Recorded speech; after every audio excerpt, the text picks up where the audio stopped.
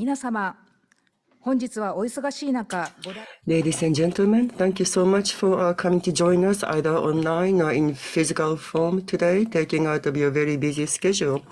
Now, we would like to get started with the 14th ISAP 2022, the Sustainable Asia Pacific Forum. I am Kawakita from IGES. I am your moderator for today.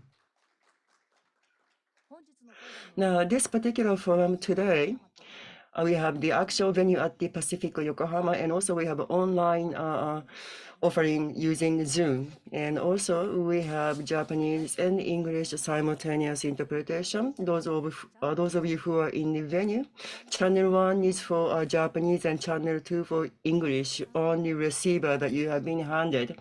Now, if you are joining us online, there is a toolbar on the bottom of your screen, and you can choose either Japanese or English language.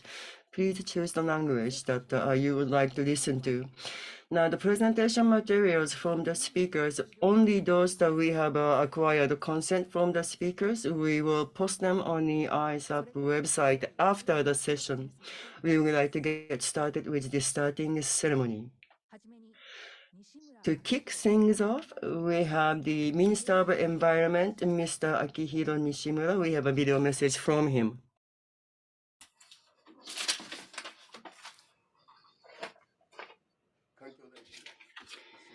I am Nishimura Akihiko, Minister of the Environment. I would like to give an opening remark for International Forum for Sustainable Asia and the Pacific, ISAP. The host of the forum, Mr. Takeuchi Kazuhiko, President of IGES, and the collaborators, please accept my sincere congratulations on opening the 14th ISAP with so much enthusiasm. I recently participated in COP27, the 27th session of the Conference of the Parties to the United Nations Framework Convention on Climate Change held in Sharm el-Sheikh in Egypt. COP27 reached to the stage for implementation from negotiation stage. I reiterated the importance of scaling up ambition in implementation in the view of achieving the 1.5-degree goal.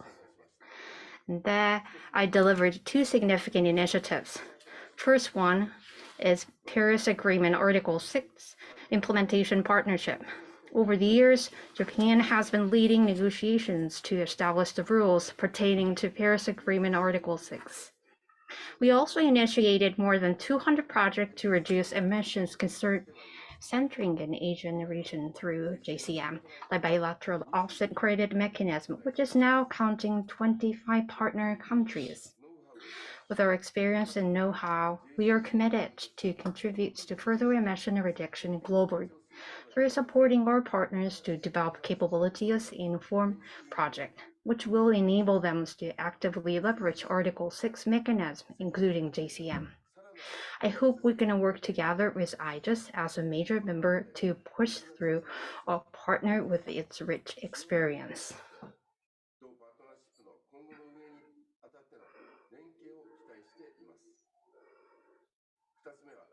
The second is the assistance package for loss and damage. As a nation with many natural disasters, we have gained wide experiences in robust technologies around disaster prevention. We are achieving to support early warning system by introducing our technologies and services to developing countries through public-private cooperation. For example, one Japanese company has been discussing with the local government aimed at installing a compact weather observation radar with high frequency in 50 places in Vietnam and other Asian regions. Our ministry will cooperate with such Japanese companies in a strive to enhance initiatives to protect the people's lives affected by climate change. We also commit ourselves to biodiversity protection. UN Biodiversity Conference, COP15, is slated this December in Canada, aiming to reach agreement over post-2020 biodiversity framework. Specifically, a new target to protect at least 30% of the planet's land and ocean by 2030, or 30 by 30, is an important element in this new mechanism. To achieve this target, we will promote protection management of sites in harmony with nature and establish prevention area in natural parks through cooperation with private entities. Today's forum's theme is strengthening synergies between climate change and biodiversity. Climate change impacts biodiversity, or healthy ecosystem helps carbon absorption and adjustment to climate change, which proves that climate change correlates with biodiversity. Japan will address issues of climate change and biodiversity as two intertwined matters. I would like to conclude my remarks by wishing for a fruitful forum. Thank you for your attention.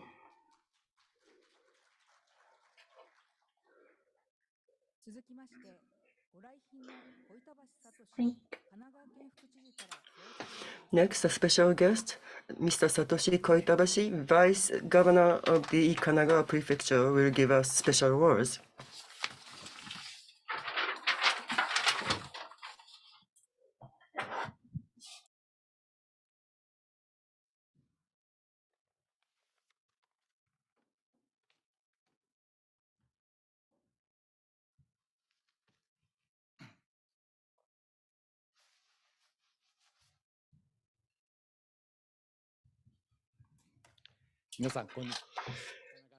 Good afternoon, ladies and gentlemen. I am Koitabashi, Vice Governor of Kanagawa Prefecture.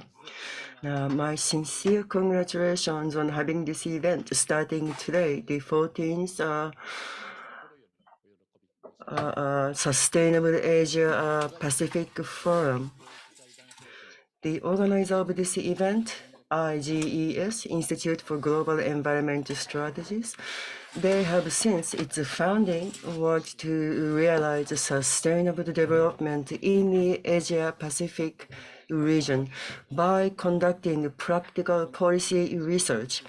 And they have made available to us their rich knowledge and research results as part of their community contribution program, and have also contributed to policy formulation for our prefecture.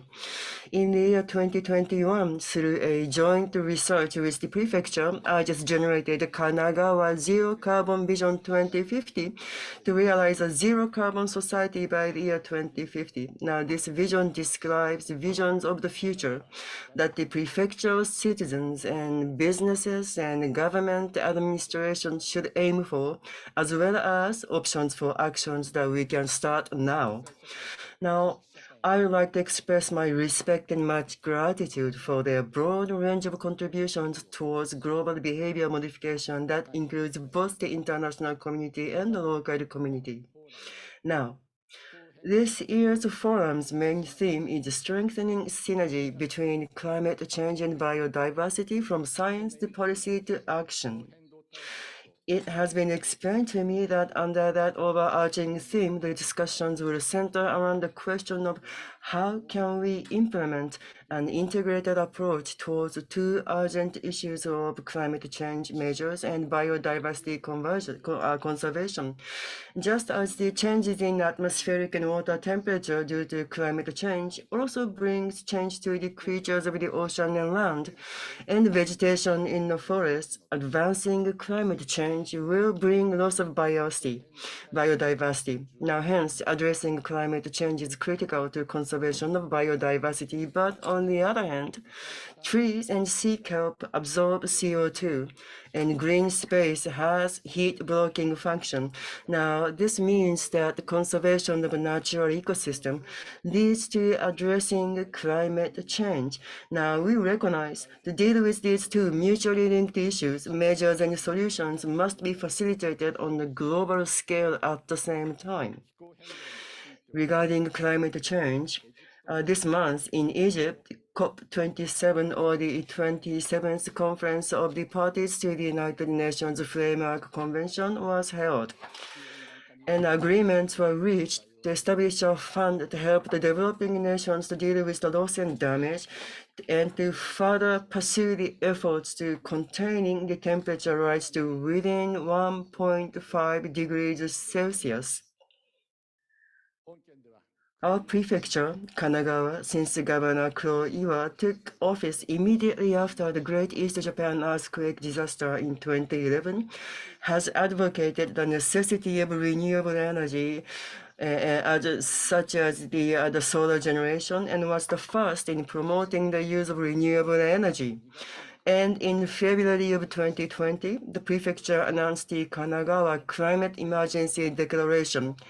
And in the declaration, realization of zero carbon society by 2050 was stipulated.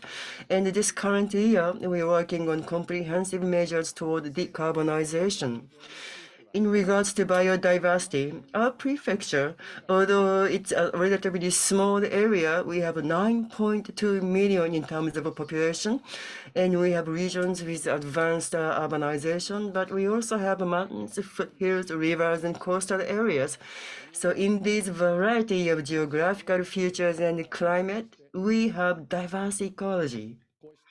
Now, conserving this rich ecological landscape, scientific knowledge about what species live in the prefecture is essential. Especially important is to have a grasp of rare species represented by the red list. Therefore, our prefecture, in the March of this year, published Kanagawa Prefecture Red Data Book 2022 for plants, which summarizes the results of our research of rare species. To accumulate and utilize such scientific data about the environment and to conserve the diverse ecology within the prefecture and to continue enjoy their rich blessings into the future, we in Kanagawa Prefecture intend to take an integrated approach to address the issues of climate change and biodiversity while always working to find more effective policy measures. Now, our prefecture, while we go towards or go forward in these various measures, we have hoisted banners of the keywords "Life Shines On" and "Vibrant Inochi," and we are working to realize a society where every citizen's life shines. It is not possible to create a society where no one falls ill, but we can create a society where everyone shines with a smile on their faces, helping one another, filled with laughter, and each person's life shines on. That is vibrant inochi that we are aiming for. In order for each of our life to shine, it is important that not only medicine but food, energy, education, and the sustainable global environment that supports all of that must be fused and considered together. Now, when all is connected or linked and various policy measures are working together, only then each person's life can shine on. Kanagawa Prefecture will continue to aim to become a region where life shines on, and we will continue to work towards realizing a sustainable global environment that will continue to the next generation. Our expectations are that people attending this forum take this opportunity to mutually strengthen your network and engage in active discussions toward the conservation of the global environment. And also, we hope that you can suggest to us integrated approaches to realizing a zero carbon society for the prefecture and the conservation of biodiversity. In closing, I would like to express my sincere hope for your health and continued excellence in your endeavors. Thank you so much for your attention. Thank you.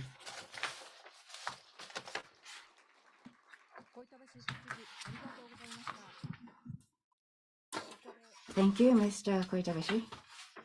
And now,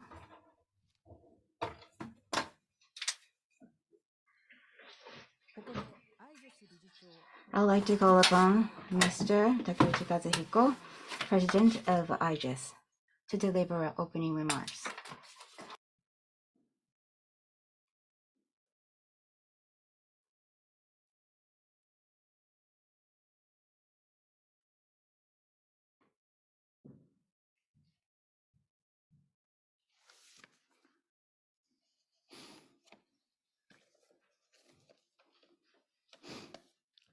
皆さん、こんにちは。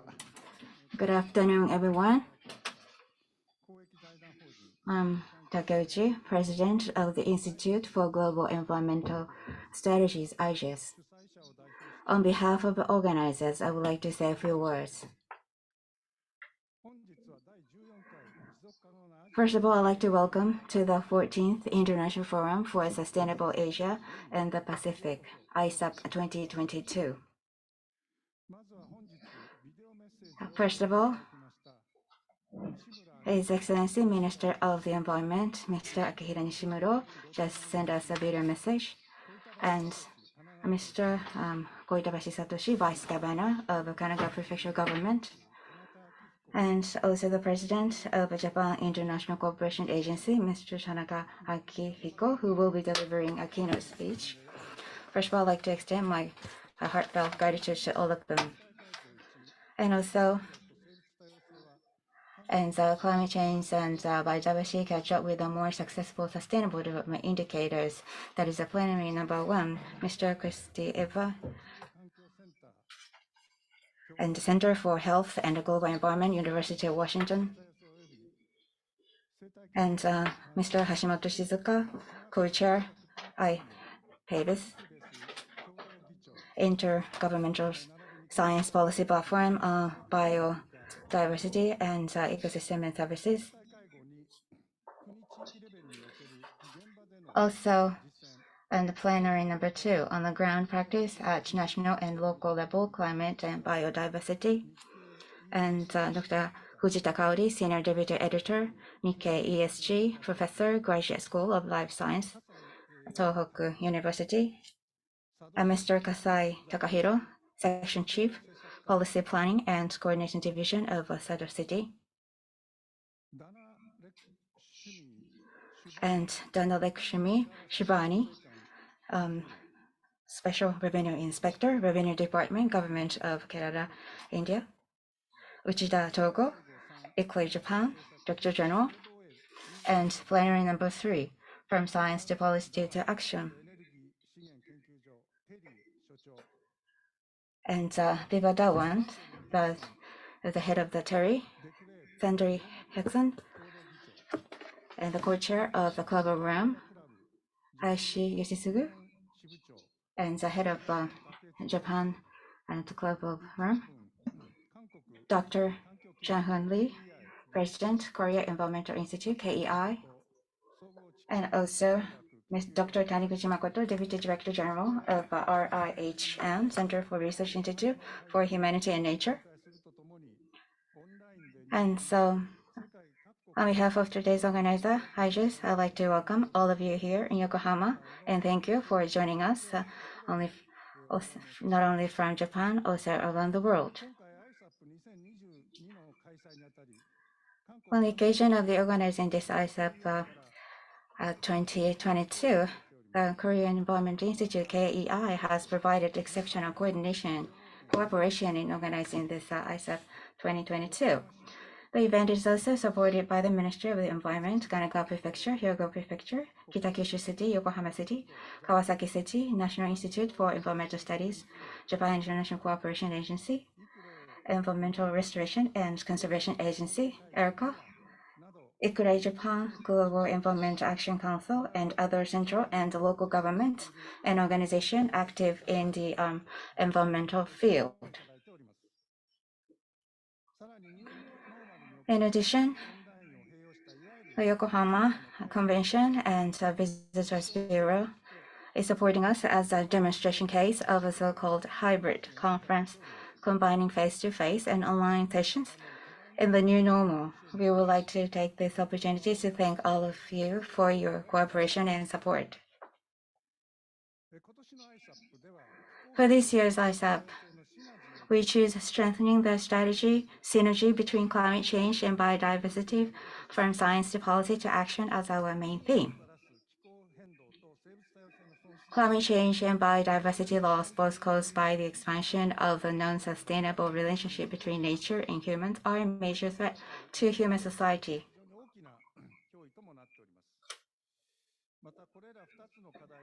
In addition, these two issues are deeply interconnected.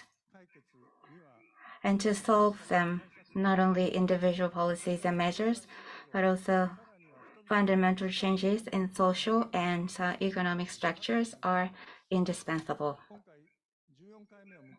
At this 14th ISAP, we will discuss how we can approach these two global challenges in a more integrated manner.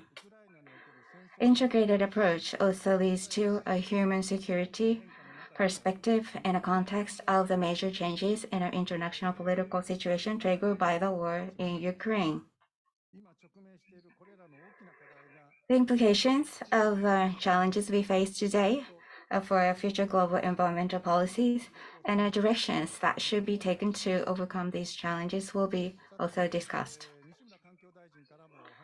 As Minister Nishimura mentioned earlier, and as you all know, the 27th conference of the parties, the COP27, and to the United States Framework Convention on Climate Change was held in Sharm el-Sheikh, Arab Republic of Egypt, from November 6th to November 20th of this year.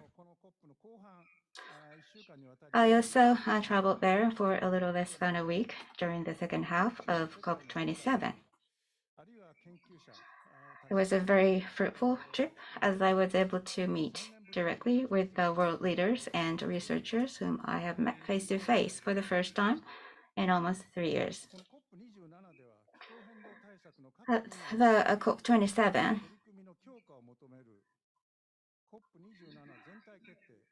adopted a Sharm el-Sheikh implementation plan, which called for increased efforts in each area of climate change action and the mitigation work program to improve the ambitions and implementation of mitigation through 2030. In addition, it was decided to take measures to provide assistance for loss and damage associated with the adverse effects of climate change, and to establish loss and damage fund, tentative name, as part of the such measures, as well as to establish a transitional committee to prepare recommendations for COP28 on the operationalization of these financial measures. And in addition, the Sharm el-Sheikh implementation plan included integrated biodiversity and climate change responses, the role of cities, and a just transition. In addition, the 15th conference of the parties, COP15, to the Convention on Biological Diversity will be held in Montreal, Canada, from December 5th to 17th this year. COP15 was originally scheduled to take place in October 2020 in Kunming, China, but has been frequently postponed due to the spread of the novel coronavirus. And the first section was organized in Kunming in October 2021, and next one is going to be organized in Montreal, where the offices are located. At CBD COP15, the previous strategic plan will be replaced by a new post-2020 framework, the so-called post-2020 biodiversity framework. The framework of the post-2020 biodiversity framework, which has already been released, has received the most attention for its potential inclusion of efforts by the global community to conserve 30% of terrestrial or marine habitat by 2020, or 30 by 30 for short. The term conservation here refers not only to conservation areas, but also to the increasingly important concept of other effective area-based conservation measures, OECM, which are areas other than protected areas that contributes to biodiversity conservation. The first draft of the post-2020 biodiversity framework contains a statement about the theory of change for building the framework. The theory of change recognizes that to achieve the Convention's visions of achieving symbiosis with nature by 2050, Urgent policy action is needed to slow and halt the worsening trend of biodiversity loss by 2030 and leads to a nature-positive recovery of natural ecosystems by 2050. It also states that biodiversity restoration will contribute to climate change mitigation and adaptation, as well as to the wide range of sustainability goals outlined in the SDGs. As at COP27, I will be attending COP15 with several IGES research staff members. At COP15, I will be speaking at several side events and meeting with Ms. Elizabeth Marima Mulema, Executive Secretary of the Convention on Biodiversity. As with the climate change COP, we would like to take the opportunity to introduce the preliminary result to the Japanese public as soon as possible after COP15. Now, 50 years after the Club of Rome published the limits to growth in 1972, in 2022, 50 years after this, a new Club of Rome report, Earth for All, a survival guide for humanity, was released in September this year. This year's ISAP will be the first to introduce the report in celebrating of the publication of the Japanese translation by IGES of Earth for All, 50 years after the limits to growth of the Earth for All, a new Club of Rome report. And so based upon the two scenarios, too little too late and giant leap, using a new system dynamics model, this report paints a picture of the world in 2030 and beyond, identifying issues that needs to be addressed now and concrete solutions in the 5 areas of poverty, inequality, women's empowerment, food and energy, as well as urging extraordinary a turnaround of the underlying economic and the social system. As we face a variety of global threats, such as escalating climate change, biodiversity loss, and the energy and food crises associated with the war in Ukraine, it provides useful guidelines to help us accelerate our efforts towards sustainable development goals and ensure our progress towards a sustainable future beyond them. It is our great pleasure to be able to present this translated version of the Club of Rome report to the people of Japan. At last year's ISAP, under the theme, A Decisive Decade to Guide the Future, we discussed how the international community can take bold steps toward a decisively different decade. At this year's ISAP, we are going a step further by focusing on strengthening synergies between climate change and biodiversity from science to policy to action. We hope that the discussions at ISAP and our research activities at IGES will help drive action by all sectors. Finally, I would like to thank you all again for your attendance. With this, I would like to end my opening remarks. Thank you for your attention.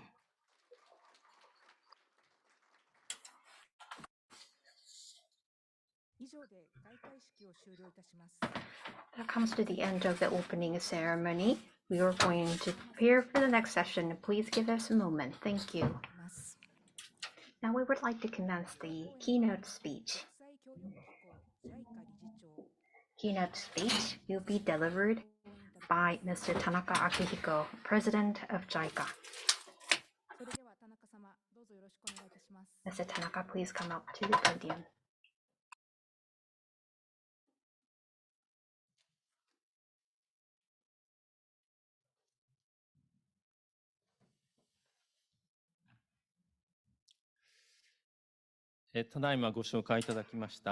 As kindly introduced Myself is Tanaka Akihiko, President of JICA. It is an honor to speak at the 14th International Forum for Sustainable Asia and the Pacific. The host, Institute for Global Environmental Strategy, or IDIS, and JICA have jointly worked in a multi-layered format on various domains with focus on climate change measures, industrial waste management, and ecosystem preservation. Specifically, IGES dispatches experts to technical cooperation projects around the globe. Also, IGES offers support to JICA's project, coordinated with private entities besides their participation in Science and Technology Research Partnership for Sustainable Development, or SUPLES, grassroots project.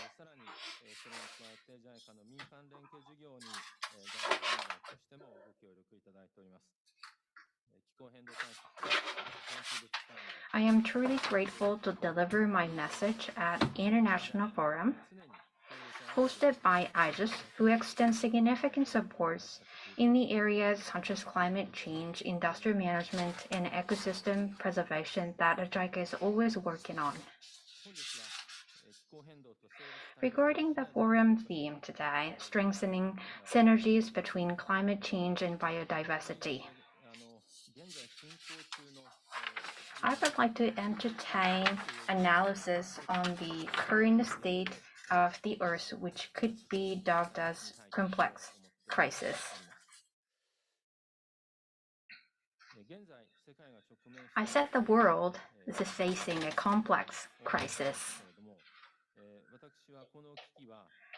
And I think this is the crisis human beings are confronting with three systems interacted. The three systems are global system, including atmosphere defined by the physical law, global ecology system triggered by the principle of life science, and social system, which present entire globe brought by human interactions. Climate change is caused by interactive reactions between social and global system attributed to flood in Pakistan, serious drought, wildfires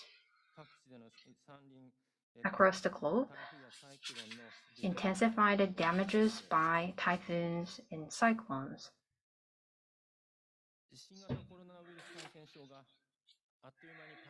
COVID-19 became a pandemic in a blink, and that was purely the result of the global ecosystem and the social system's interactive reaction. The number of the passengers was 1.5 billion in early 21st century, and it went over 4.5 billion in 2019 when COVID-19 broke out. No one could imagine Dubai or Qatar could have become an airport hub in the early 20th century. Such globalization did become a spreader of global infection originated in China. And also, as in one of the topics today, the biodiversity.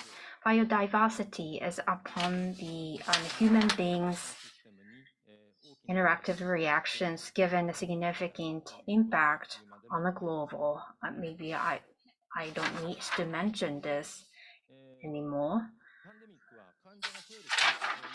And the pandemic itself, it's just not only the increase of the patients, but brought the significant impact on the overall social systems, because we had to actually decide whether we should go for the immediate lockdown or how much of the financial actions we needed to take to prevent people's working situations. The reactions that the countries took varied, And then the democracies was actually brought on the table for the discussion of whether this democracy is the right way to handle this, especially as the Trump, the government in the US brought further turmoil. And then the result of the presidential elections carried out during the pandemic, where the President Trump expressed his doubt on the result and led to the attack on the Congress. So such physical and life system interacted with each other. The general social crisis and the international reaction in social system caused another significant crisis. Russian invasion to Ukraine is just a good example of that. Overconfidence of a dictator with anomalous historical perceptions allowed him to make a judgment. I think this was the wrong judgment, but he decided to go for the invasion to the neighboring country because he believed that it is necessary and feasible, leading us to that invasion. And actually, his initial thought of the conquering of the place is not going to happen. The logistics was so weak and the tactics was so poor, and the Ukraine fought back, backed by the Western countries, as there is no sight for the further victories on the Russian side.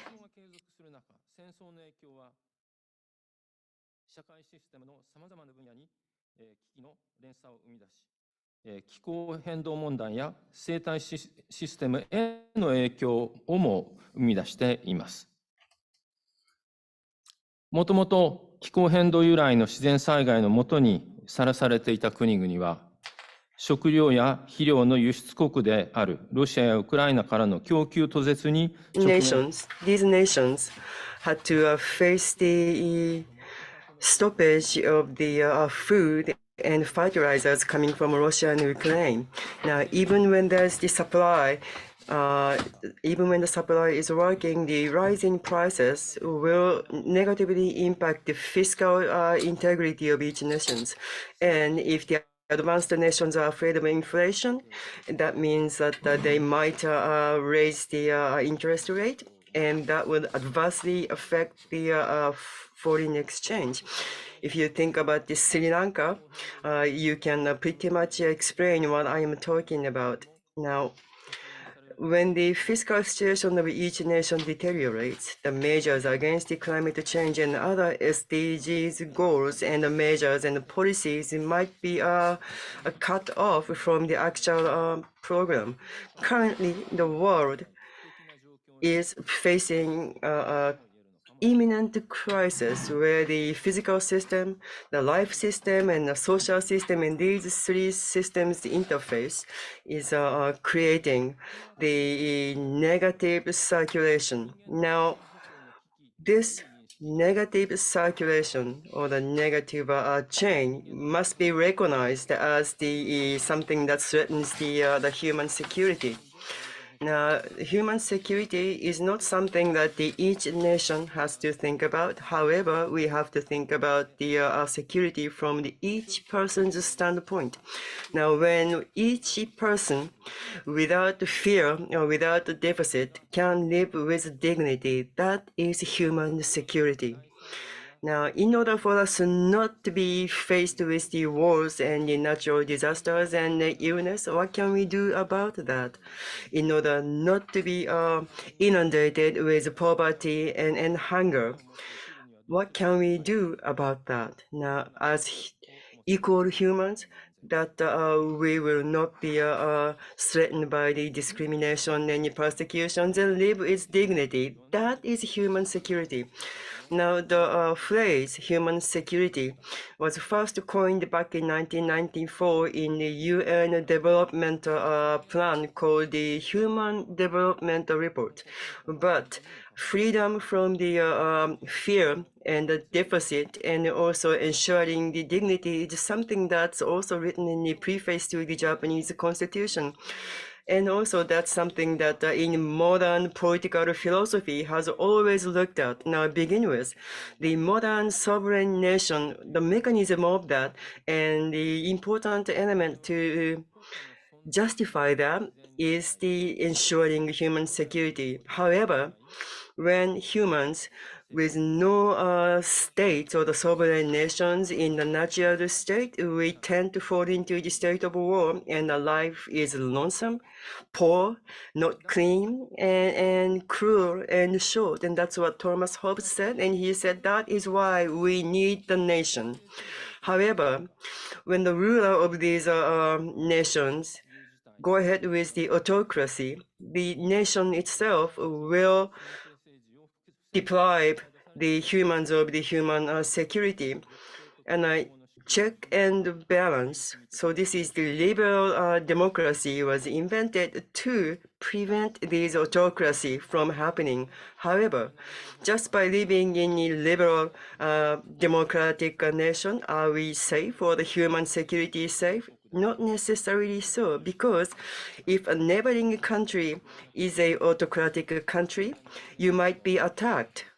Now, the Ukraine citizens right now, those are the people most threatened with their human security.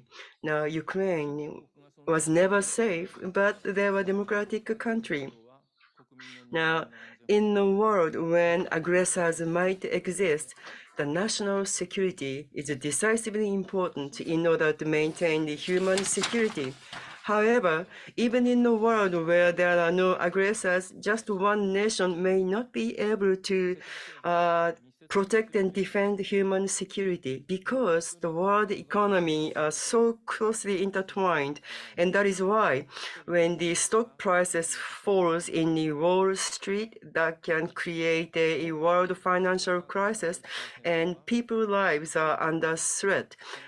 Now, this COVID-19 pandemic, I think, clearly illustrates how just one nation cannot fight against something like this. And furthermore, whether it's coming from the climate change or something different like tectonic activities, many of those disasters are beyond the ability of many nations to deal with this. So what this means is that in order to ensure the human security, we need countries or the states with abilities and responsibilities, and these nations must collaborate with many stakeholders. I have been talking about the three systems from the beginning of my speech. Now, up until now, when it came to physical systems, they are researched by the scientists who are into the physical law and the laws of chemistry.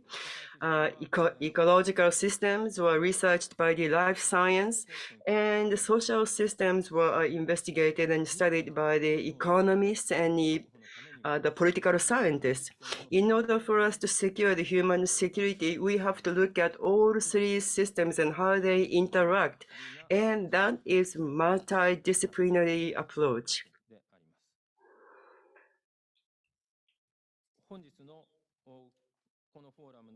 So for this particular forum, the theme is that the strengthening synergy between the biodiversity and the climate change, and put all that into action, I believe is indeed something that can create a synergy between those three systems instead of going around in this negative spiral. So countries and nations with abilities and responsibilities, when they cooperate and collaborate with scientists in multidisciplinary or interdisciplinary area to elucidate what's happening right now, and also work together with businesses and the citizens society, and that is the only way we can strengthen human security. So, as a social scientist who are in researching into the interactions between people and people, and I may have to suggest or point out that this kind of cooperation is not easy because a certain group of people cherish a certain concept over human security. That is the fact. And based upon such concept, they engage in fighting and kill each other. And that is what we have witnessed in the history of a human. This is a quite unfortunate but outbreak of the COVID and the pandemic. Even during the course of this pandemic, and China continued to engage in the expansionist activities in East and West China Sea, and there was a conflict causing death between China and India. And the COVID is not yet to become under control, but President Putin decided to start aggressive actions. And President Putin, the ambition of taking Ukraine under control within a few days did not materialize. This may lead to the decrease in number of aggressive actions. And however, we haven't seen any sign of President Putin decided to withdraw their troops from Ukraine.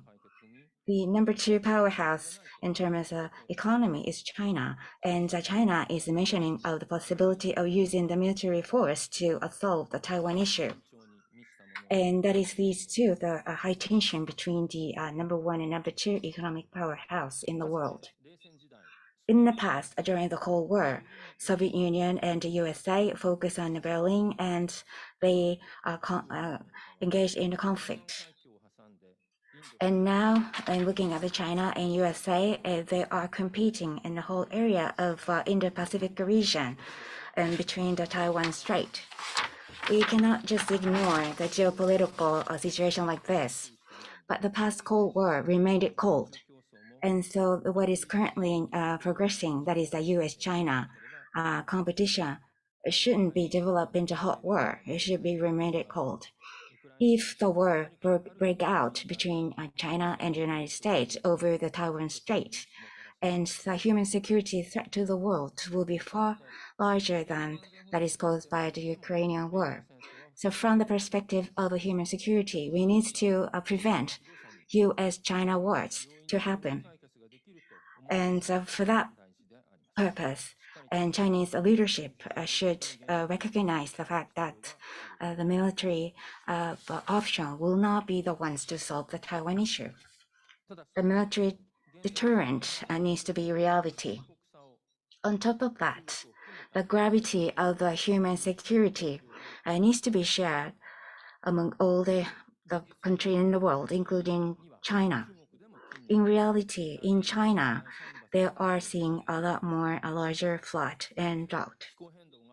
Climate change is also becoming a threat to Chinese people. China is one of the largest GHG emitting country, contributing to close to 30% of the global GHG gas emission. Without China engaged in the efforts to lower the GHG emission reduction, the world will not be able to achieve a 1.5 degree target. On the other hand, China is also a largest producer of the PV power panel as well as the wind power generation equipment. Taking measures for the climate change will be beneficial in terms of the business for China. So there is a sufficient reason for China to engage in the cooperative action with the world.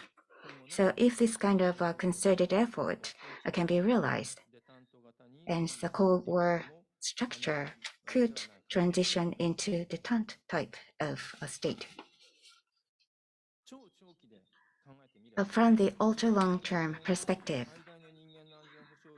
the era where the human being posed as the largest threat to the human security may be the thing in the past, according to the war casualty statistics.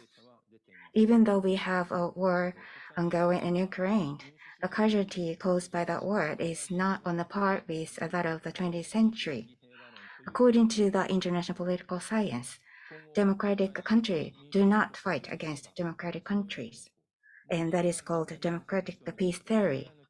So if we see a more and more country becoming a democratic country, and we may not see the situation where the human being the biggest threat to the human security.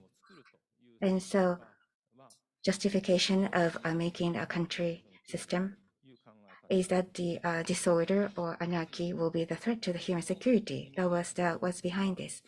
but the activity of the people, the globe, that is a physical system, and so the life science, and so the global ecosystem, and human activities is impacting greatly to this aspect. And interaction between such system is give rise to the threat to the human security. Those two systems, and interaction with these two systems and social system. And with that in mind, and what is a common interest to the human is to make the step forwards to make sure that a human not being the biggest threat to the human security. So from the situation where the people are being a threat to each other, we need to move away from the system, the global system, global ecosystem, and interaction between two. We should avoid the threat coming out of such interactions. That is what needs to be pursued. And so discussion to be held under this forum will be very fruitful to pursue this aim. So with this, I would like to end my keynote speech. Thank you very much for your attention.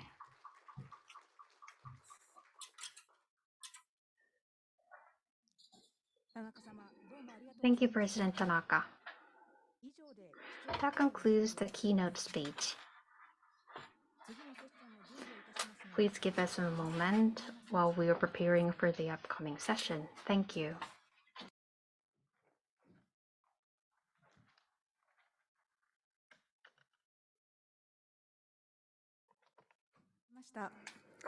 Thank you so much for waiting.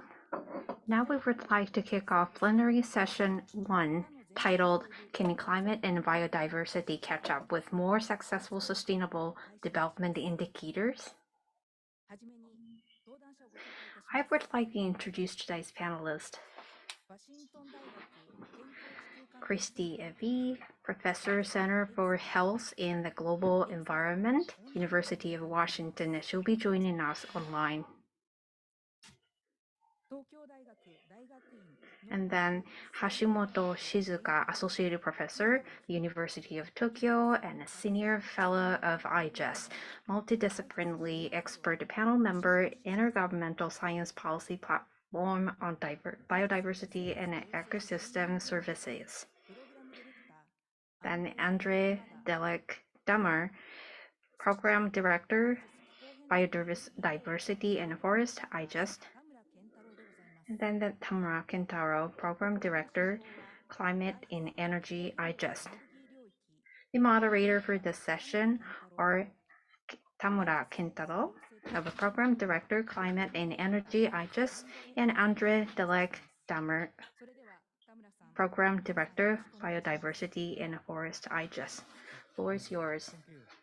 Thank you very much for joining us today. This is Kentaro Tamura of IGS. I will be the moderator of this session titled Can Climate and Biodiversity Catch Up with More Successful Sustainable Development Indicator? So as announced, today we have distinguished speakers. First, I'd like to introduce Professor Christy Evie, the Health and the Global Environment, Center for Health and Global Environment, University of Washington. Good evening, Chris-san.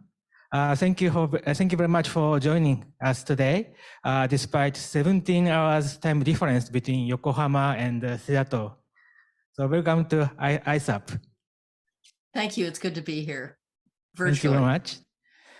Next, I'd like to introduce Professor Hashimoto, University of Tokyo. Actually, he has many hats. He is a multidisciplinary expert panel member of IPBES, Intergovernmental Science and Policy Platform on Biodiversity and Ecosystem Services. And he is also a lead author of IPBES Global Assessment and also Asian Pacific Regional Assessment. So Professor Hashimoto, welcome to ISAP.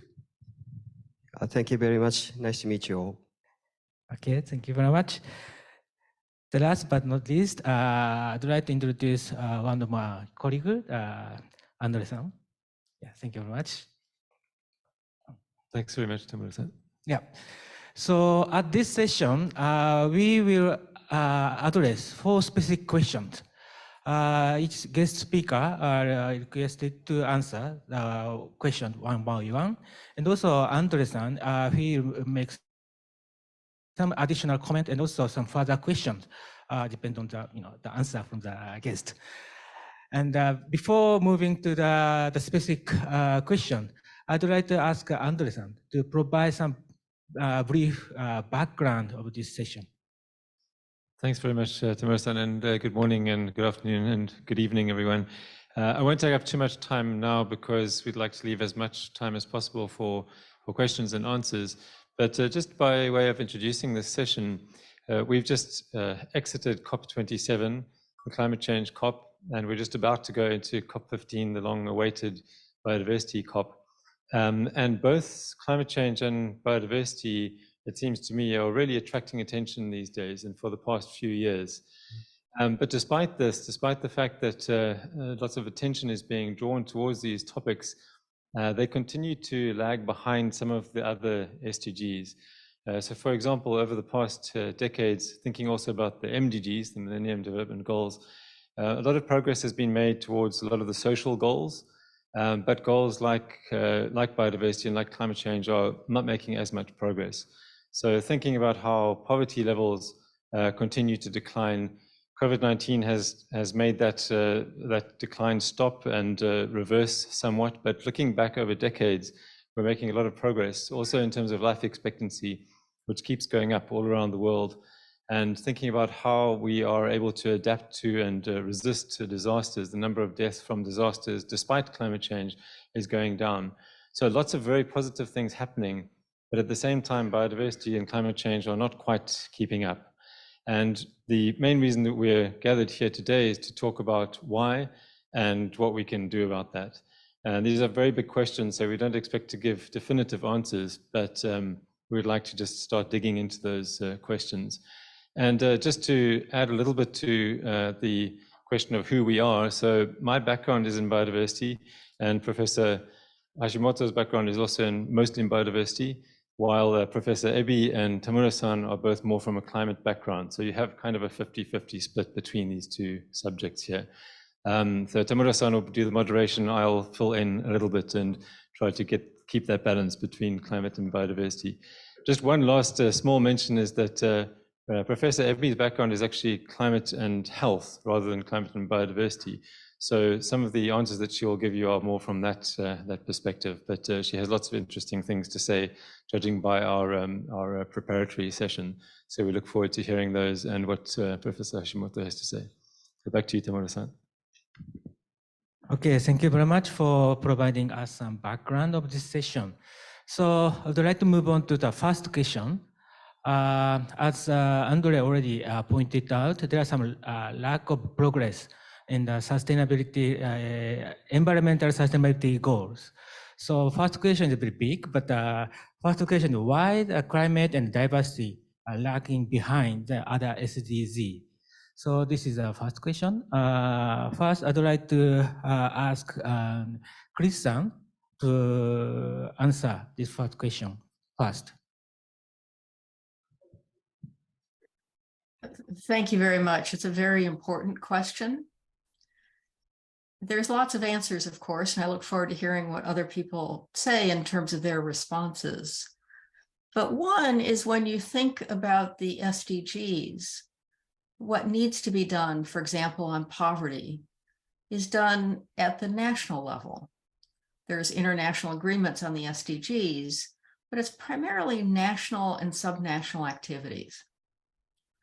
When you look at climate and biodiversity, these are agreements that require multidisciplinary, multi-governmental responses. One government can't, in and of itself, solve the challenge of climate change or the challenge of biodiversity loss. And so we're looking at scales of governance that are very different. And as a consequence, are much more challenging. COP27, for example, there's almost 200 countries. Everything is done by consensus. And so all countries have to agree on what they want to do collectively. And essentially, governments don't really like other governments telling them what to do. So it is very difficult to find those kinds of consensus statements. I would add, though, that when thinking about climate change in particular, but also biodiversity loss, it's important to look not just nationally, but also to look subnationally. Look at all the cities around the world that have got commitments around climate change, all the businesses around the world that have made commitments for when they're going to achieve net zero. So we're seeing lots of action at other scales of governance where national governments, in essence, are leading from behind. Thank you. Yeah, thank you very much for pointing out the difference in the scale of governance. Yeah, actually, we just came back from COP27, and also I observed a series of COP negotiations. So, yeah, I understand how difficult it is to achieve any consensus among almost 200 countries. So, yeah, thank you very much for pointing that important things. So, and also, Professor Hashimoto, could you respond from your side on this question? Yes, thank you. Well, with regards to the MDGs, Millennium Development Goals, I remember that the target related to clean water provision and ozone depletions has been much improved from the previous state.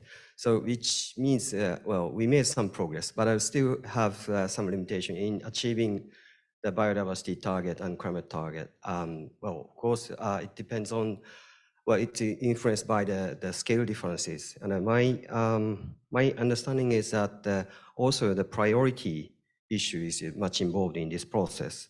So people pay more attention, well, government and industries and people in general pay more attention to prioritizing economic growth or industrializations. That actually contributed to improving mortality rate or number of people living under extreme poverty. And it also improved life expectancy thanks to the economic growth. But those economic activities, well, naturally entails environmental degradations.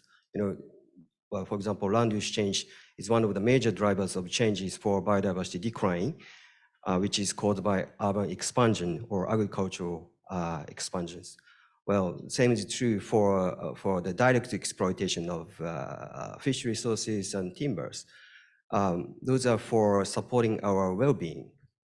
So as long as we prioritize only on the economic growth or industrializations, we inevitably have some side effect to the other environmental issues.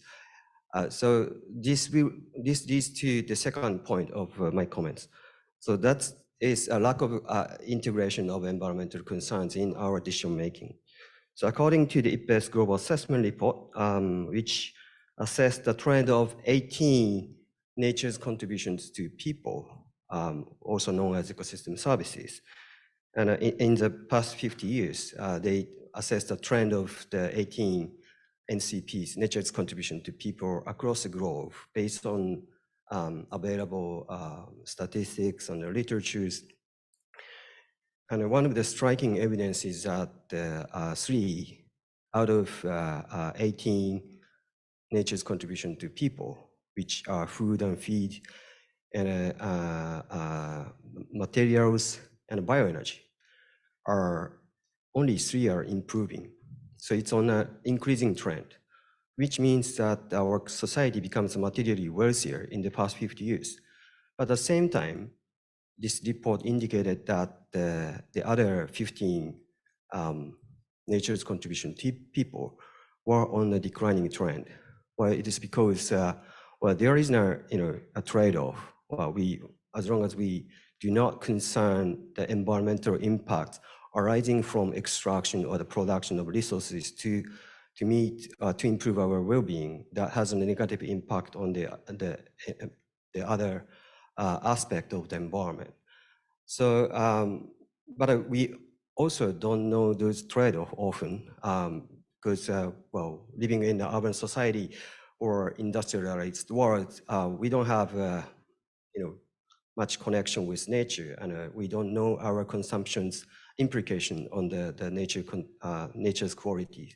So this is a little bit complex issue, but integrating those environmental concerns into our decision making is one of the challenge for us. Thank you.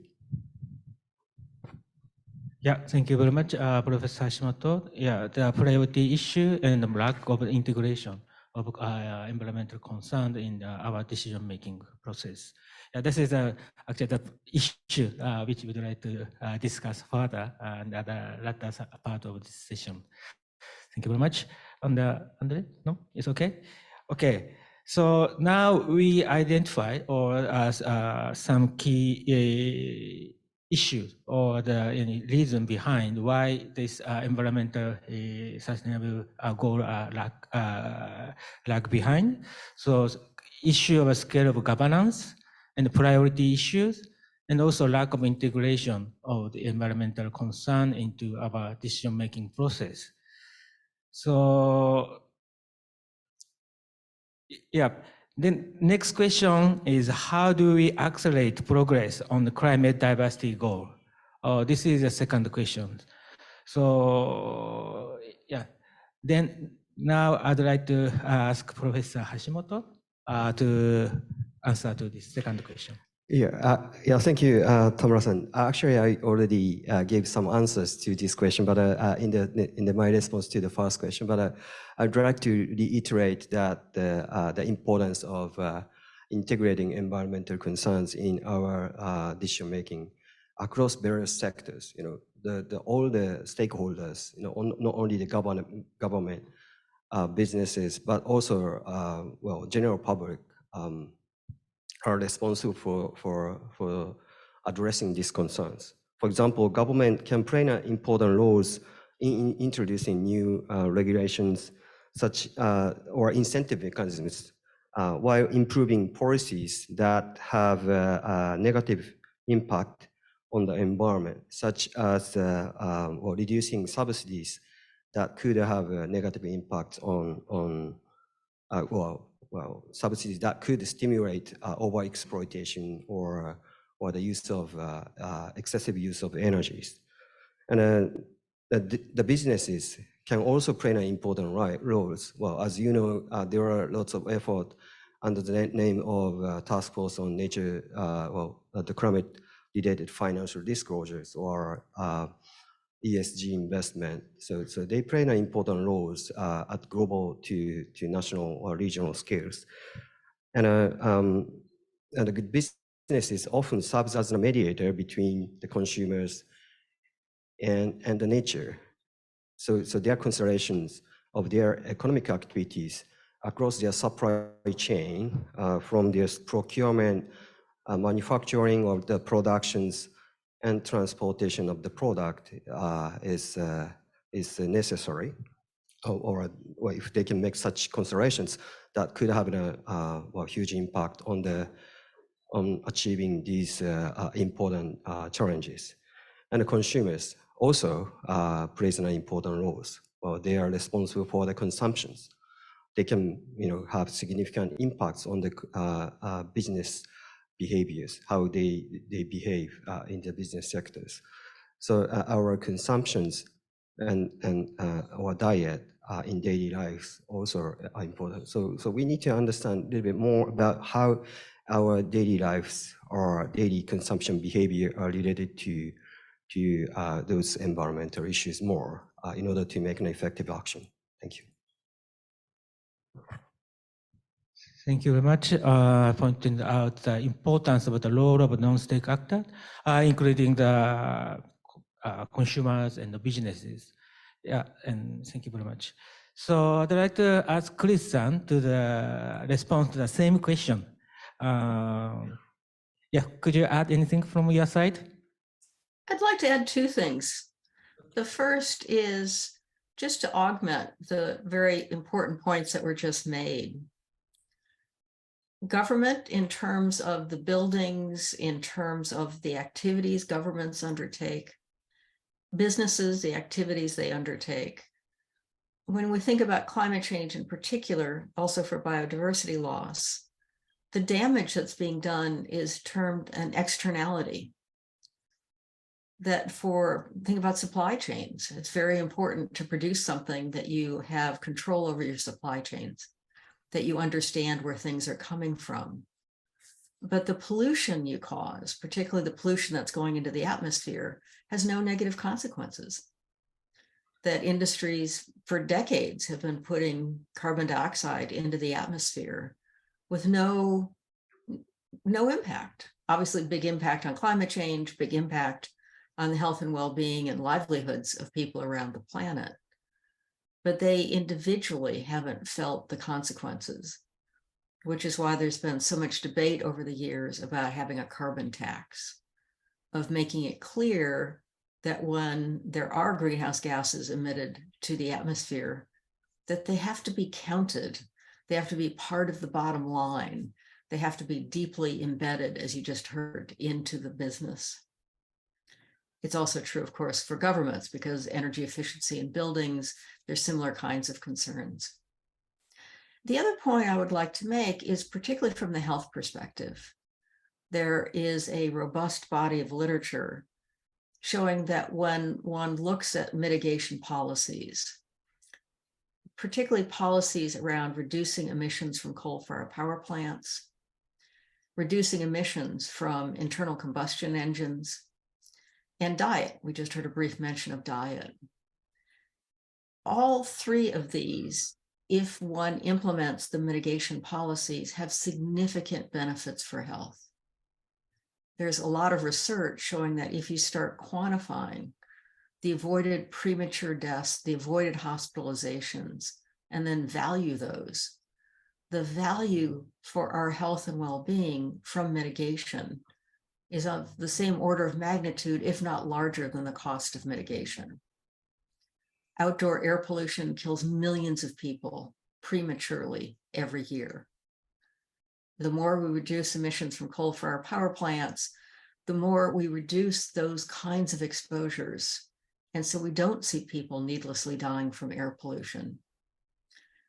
For internal combustion engines, the more we have people use public transport, which Japan does an outstanding job with, get people walking and biking so that there's less use of the internal combustion engine, there's less pollution put into the atmosphere, and walking and biking make people healthier. People lose weight, their blood pressure falls, they're happier. And so again, you can quantify the benefits. For diet, if people ate no more red meat than their doctor recommended, then people again would be a whole lot healthier. It'd be better for the planet. It would be better for our healthcare costs, for how we feel as we get older. And we need to get this message very clearly out, that focusing not just on the costs, but focusing on the benefits and the value, not just for the planet, but for our health, our well-being, our biodiversity, our ecosystems is really important. Thank you. Andrew-san, could you, Yeah, thanks, Tamura-san.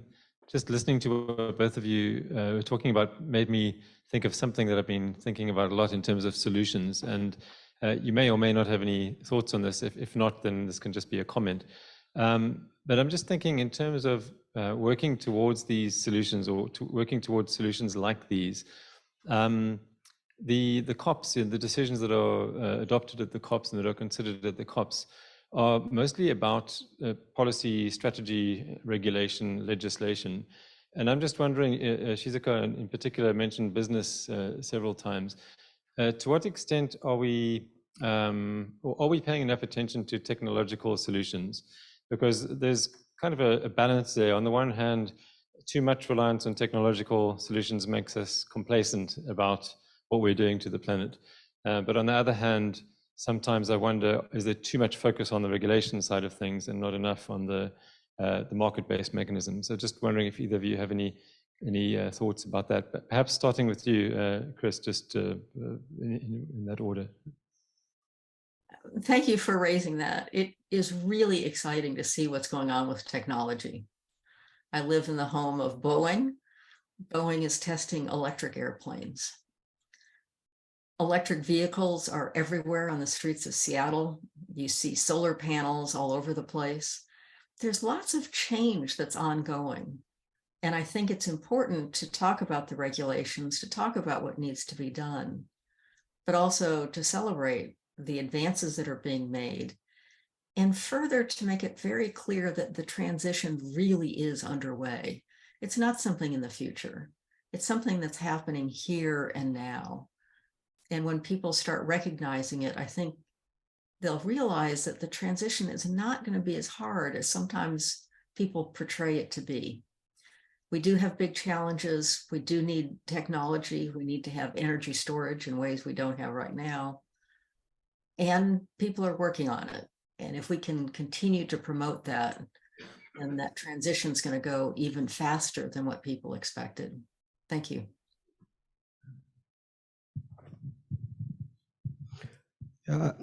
Thank you.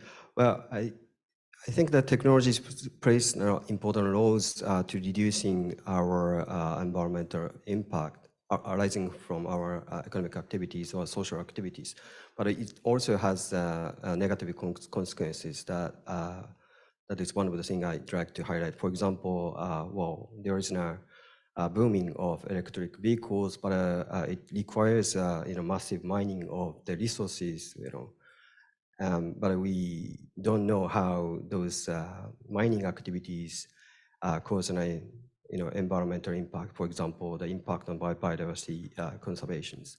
So while appreciating the role of new technologies for transformative changes, we also need to understand more about their consequences.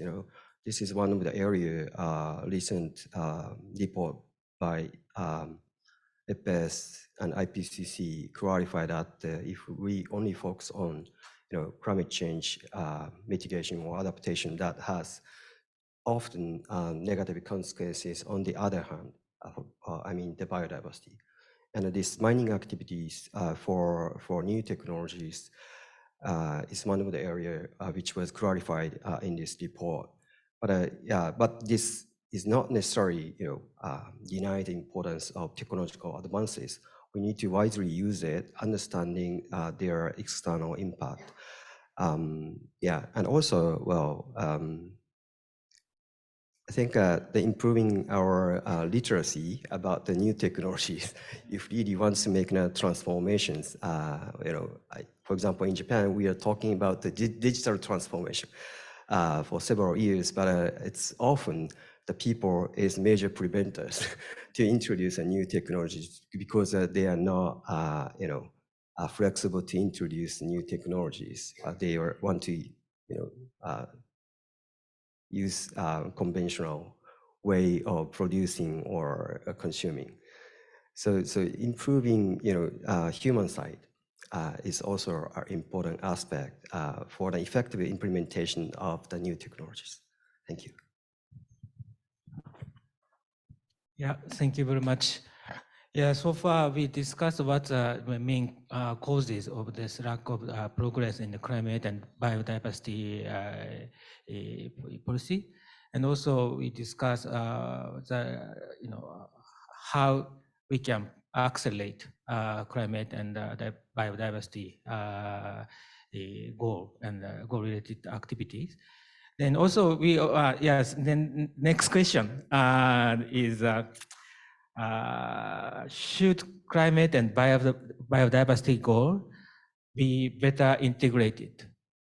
I think already panelists answered the question, but if you have any additional comment and rationale for why integrated policies are necessary, and what are the concrete examples for support this rationality or something like that. So if you can provide more additional comment on this one. Maybe next time, Chris. Thank you. I would like to make a comment, but I'm not sure I can answer the question about specific examples. We know from the climate side that we're facing tipping points, and those tipping points are integrated. That how the extent to which we reduce our greenhouse gas emissions will affect our ecosystems, will affect nature. And so we have to look at those kinds of interactions to make sure that we understand where we are with respect to the trade-offs that we're going to be facing. There's, for example, some projections indicating that if we can reduce our greenhouse gas emissions to be on a pathway that leads to 2.6 watts per meter squared of warming at 2100, which is about 1.8 degrees Celsius above pre-industrial, that doing so would require a lot of biofuels. And biofuels take land away from agriculture. Biofuels also create challenges with biodiversity. That taking away land from agriculture means that we could increase the number of people in poverty because the price of food would increase. And if we don't understand these kinds of trade-offs, we're not going to be effective. We're going to be blindsided by something we weren't paying attention to. Many of the challenges we're facing are going to come between the interstices, the places where we see intersections across all of the global environmental change. Thank you. Yeah, thank you very much for putting us some trade-off between climate and diversity issues. Yeah, actually, the last question we will address how we can manage such trade-off, but just leave it to the final round of the question. But yeah, Professor Hashimoto, so again, please provide some example or some rationale for this integrated approach. Yeah, actually, this is, well, actually the topic of this year's ISAP, right? With regards to the nexus between climate change and biodiversity, as I already mentioned, IPBES and IPCC jointly published a workshop report on biodiversity and climate change last year. And well, this report demonstrated some of the important messages. One is that the climate system and biodiversity system and good quality of life are interdependent. Climate change affect the state of the biodiversity, but biodiversity well has a feedback effect to the climate change, and both climate change and biodiversity decline have negative impact on good quality of life. So that's one of the important messages. We have to understand their interdependencies. Although it's a bit complex, but this is one of the important things, that the understanding the nexus of these three dimensions. I think this is actually mentioned in the keynote speech by Dr. Tanaka, the president of JICA, although he used a little bit different terms. He mentioned Earth system and ecological system and social systems. If we, for the IPBES words, Earth system corresponds to climate change or the climate system, and the ecological system corresponds to the biodiversity, and social system represent the maintenance of the good quality of life. So their interdependencies is important. But with regard to the trade-off between climate and biodiversity, this workshop report also indicated some of the important findings. They did a quick assessment of how measures toward climate goals influence on biodiversity goals and vice versa. And according to this report, measures that focus only on climate change may have negative effect on biodiversity, which I already mentioned. One of the examples of the mining of resources for renewable energy, but other negative effect include large-scale monoculture of tree and bioenergy crops for climate change mitigations, reforestation with non-native tree species, and the introduction of renewable energy, such as wind power, hydroelectric power, mega solar power plants.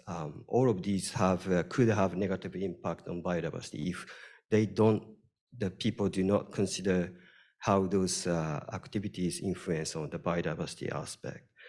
On the other hand, the measures to halt biodiversity decline were often compatible with climate goals, except for some few exceptions.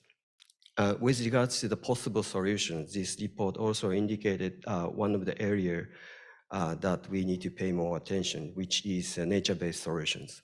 Nature-based solution is one of the umbrella terms that includes some of the existing concept or the policy approaches or policy tools.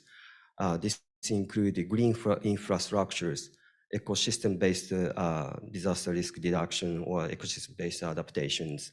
Nature restoration are part of these nature-based solutions, and also the protected area is also included in these nature-based solutions.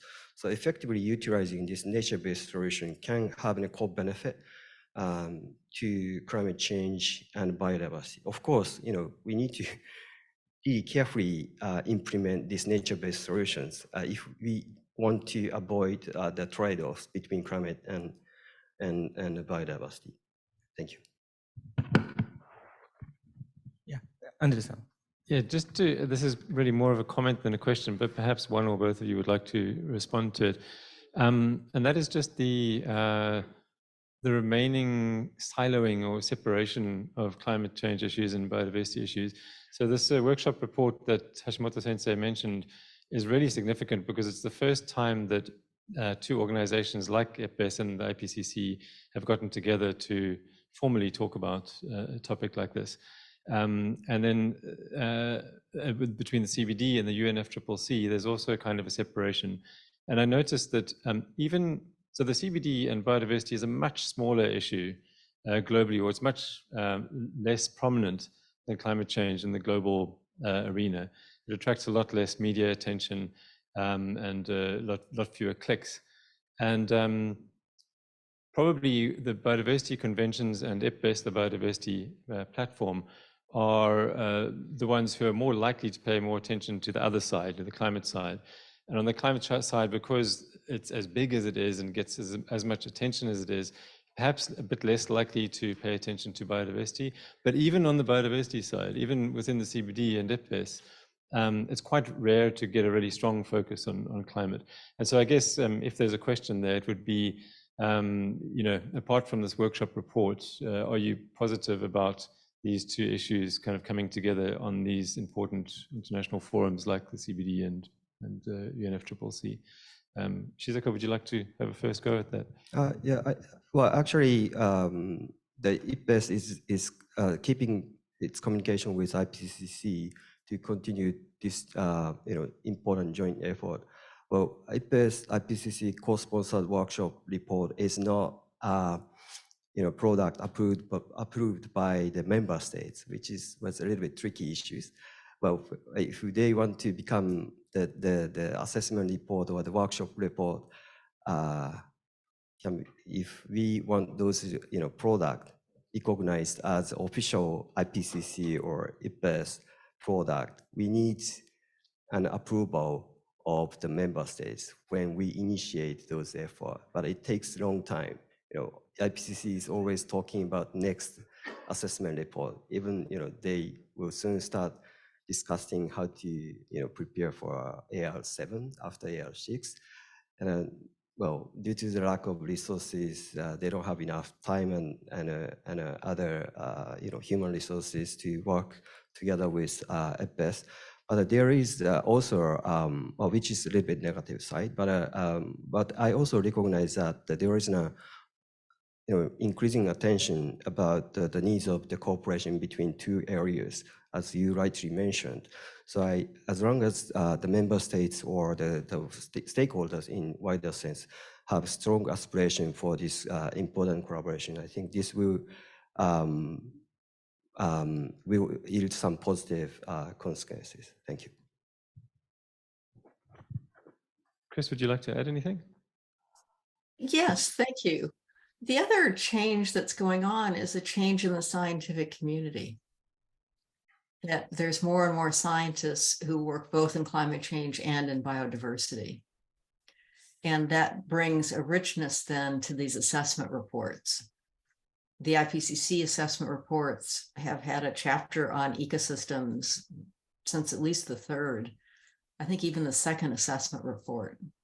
So there's been a long history of doing that, but not as deep and rich as you would imagine as IPBES. It couldn't, it's just a chapter. But having more scientists trained in more than one field is moving us to where we know we need to go to, which are multidisciplinary systems-based perspectives. And only by understanding systems, how systems interact, can we come up with solutions that can be effective across multiple challenges we face, like climate change and biodiversity loss.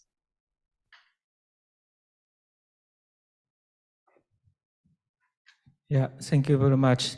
In terms of this trade-off between the biodiversity and climate change, I think Chris-san and also Professor Hashimoto, they pointed out the importance of further recognize the interdependency among good quality of life and biodiversity and climate change. And also we need to understand how these interdependence actually take place. So this, I think, increase or improve in the scientific understanding of this issue is critical for decision making to move ahead for this integrated approach. Yeah, so actually we prepared the fourth question.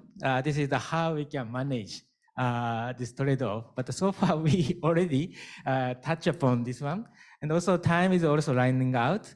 So if either Professor Hashimoto or Chris-san, if you have anything to add or anything you forgot to point it out, please say something.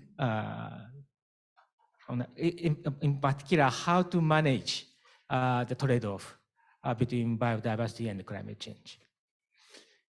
And for example, from a climate side, I'm particularly interested in how we can manage or climate to stop climate change. We need net zero emission. So, but still we will see some remaining emission. But to offset that remaining emission, we need carbon sink. But now what we observe is kind of a monoculture plantation to increase the carbon sink. So if we really want, progress or make that kind of approach, I think there's kind of huge implication for biodiversity as well. So, you have any comment on that? Yeah, that was also welcome. Thank you. I go first. Yeah, well, actually, that's monoculture plantation is one of the area that is criticized by this report. Paying more, only attention to climate change mitigations, having negative impact on biodiversity. Yeah, but well, it's related to my response to the first question. It's priority issues. Even among the environmental issues, they have some prioritization. For example, in Japan, well, many people are discussing the importance of net zero, and then we see more introduction of the renewable energy plants across the country, like solar and wind power generations, and that is causing massive impact at the various scales, from north to south. in terms of the biodiversity, and which is one of the major concerns now we have. So maybe we need to, well, the climate policy need to understand this negative impact, more broadly when they implement their climate mitigation or adaptation policies. Well, people tend to focus only on carbon storage capacity or reduced greenhouse gas emissions, but those activities has massive implications. So the CO2 is really easy to understand measures, but is that only thing we have to think about, even if we discuss climate change? That's one of the questions I recently have. Because IPBES process values the pluralistic perspectives in the variations of the nature's roles. So maybe we need to consider a bit more wider perspective, even for the climate change policy. That's I'm not sure if I respond to your question, but another important thing is it's not. What I want to say before we close is that. And I didn't mention this a lot in the previous comment, is a lot of individual behaviors. So both climate change and biodiversity declines has some common drivers.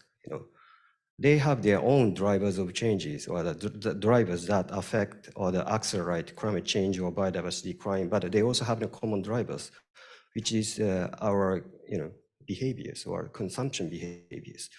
So our consumption behavior or individual consumption behavior has a lot of implication to both areas, and we need to pay more attention to these root causes rather than paying attention to the downside or the end point of those environmental issues like carbon emissions or the number of species. That's much to do with our behaviors. That's one thing I'd like to mention before close. Thank you. Thank you very much for pointing out the importance of understanding the root causes for this environmental degradation. Okay, so Chris-san, could you give us a kind of a takeaway message? I'll add just a small piece to what was just said, because it was very well stated and very important. Is another element of that is the people who fund the research need to think about the research that's needed to understand the trade-offs and the synergies, and need to focus the research in ways that we do get at the root causes. There are lots of critical questions we need to answer over the next decade. And we're only going to do that if scientists like myself, who always say we need more research, but we do need research that starts answering these critical questions. And the research funding hasn't come in that direction. The research funding has primarily reinforced the stovepiping between different sectors and between different environmental issues. We need to break that down at all scales so that we can have the answers in time to be able to make a difference in terms of our resilience, our sustainability, making sure that we stay within the guardrails for the climate and for biodiversity, and look forward to a better future than what people have been talking about recently. Thank you. Yeah, thank you very much pointing out the necessity of the further research to move forward. Yeah, this is, I think, kind of homework for the researcher as well. But yeah, thank you very much, Chris-san from the Seattle, and also Professor Hashimoto. Thank you very much for joining us today. And actually, we had a very rich discussion on this very kind of emerging and hot issue. So finally, at the very end of the session, as Chris-san pointed out, we still need to conduct more research to understand this issue, but we don't have more time. So it's really critically important to accelerate our research and improve our understanding of this interdependency among our life and biodiversity and climate change. So I think this is a really kind of my home take-home message from this session. Thank you very much. I'd like to close this session. ご登壇者の皆様、ありがとうございました。以上で全体会合1を終了いたします。Number 1. Please wait a moment while we're preparing for the next session. Thank you.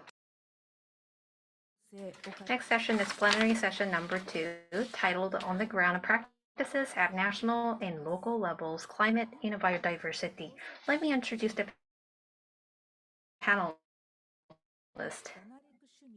Danarek Shivani, local government of Kerala, India. Shivani will be joining us online. Kasai Takahiro, Section Chief at Policy Planning and Coordination Division at Sado City.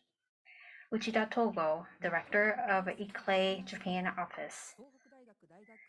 Uchida Kaori, Senior Deputy Editor of Nikkei ESG and Professor of Graduate School of Life Science at Tohoku University. And Eric Zussman, Research and Leader of Integrated Sustainability Center, or IDUS. The moderator will be Eric Zussman. Eric, the floor is yours. Okay, thank you very much, everybody. I really appreciate you attending our session today on the ground practices at the national and local level, looking at opportunities for synergies and trade-offs between climate change and biodiversity. As the session title suggests, we're going to be looking a lot at local actions here. And I think this is a nice follow-up from the previous session where we began to take a bit of a look at actions at the national level and then go to the local scale. And I think as we move more locally, I think it's really important to think about, how some of these synergies and trade-off arguments affect our own personal experience. So I'd like to go to that slide that we just showed right there. This slide is something that's very close to my own, in some ways, own personal experience. I lived in California for 10 years prior to moving to Japan. I've been in Japan now for 15 years. And when I think of the synergies and trade-off story, unfortunately, I think of pictures like this. For our colleagues here, many of us are based in Japan. This is an image of what we call the campfire. This was a series of wildfires that took place in 2018, November 2018. It was the largest wildfire in California history. And unfortunately, it led to death of more than 85 people. It led to economic losses somewhere between 10 billion and some people would suggest, if you look at wildfires across California, $150 billion. And that's about 0.7% of the US economy for that entire year. Unfortunately, also, these types of wildfires that basically destroyed this city called Paradise are becoming increasingly common as we confront climate change. And it also led to other environmental problems. Can we go to the next slide, please? And so this is a picture of San Francisco, California, which is approximately 500 kilometers away. And you can see that the air quality in San Francisco was severely degraded by this fire. You can imagine this has not such a good impact on humans, not such a good impact on biodiversity. And I think it illustrates some of the links between and interrelationships between what's happening now as we see a changing climate and a changing planet and how this affects humans, as well as different species. So these images are very personal to me.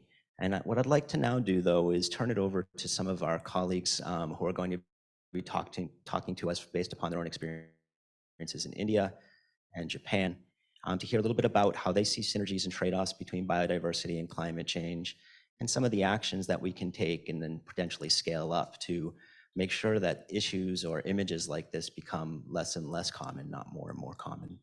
And toward that end, I'd like to bring up my colleague, Dhanalakshmi Sivani.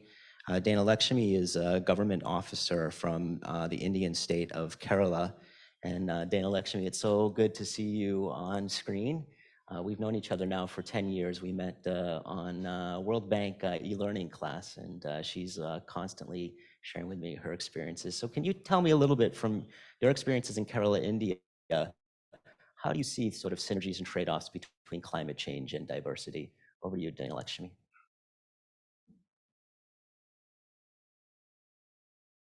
I live and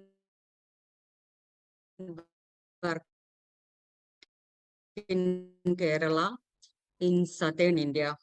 Kerala is the most, it is also highly vulnerable to natural disasters due to climate change. For Kerala, climate change is all too real. Changing weather patterns cause sudden flooding and natural calamities. The worst of these floods were happened in 2018 and 2019. Floods also led to landslides that are another major hazard in Kerala. Both the floods and landslides are significant impact on biodiversity and natural resources.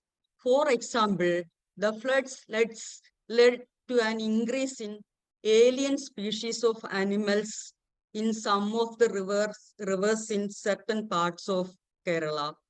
They also changed the microhabitats of some of the river systems. I would like to show a short video from my colleagues to highlight the gravity of this issue in 2018 and 2019.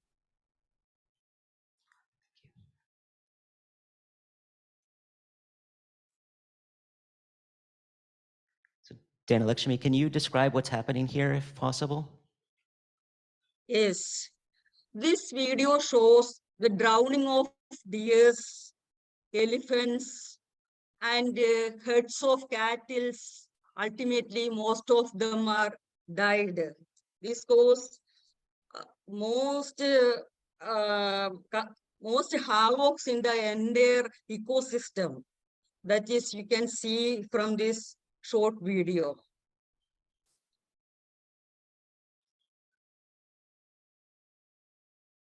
So this is during the 2018 flooding, if I'm not mistaken.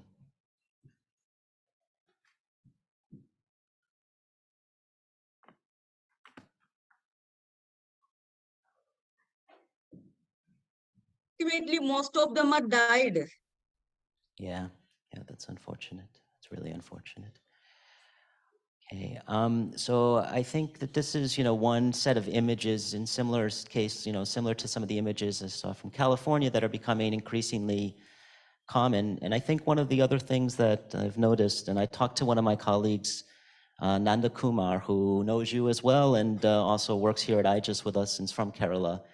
And one of the things he explained is, climate change has made some of these challenges worse, but it's also many other things that are factoring in, some of the land use issues and some of the quarrying of some of the minerals and whatnot. So it's not just climate change, but climate change is making some of these challenges more complicated. Is that right?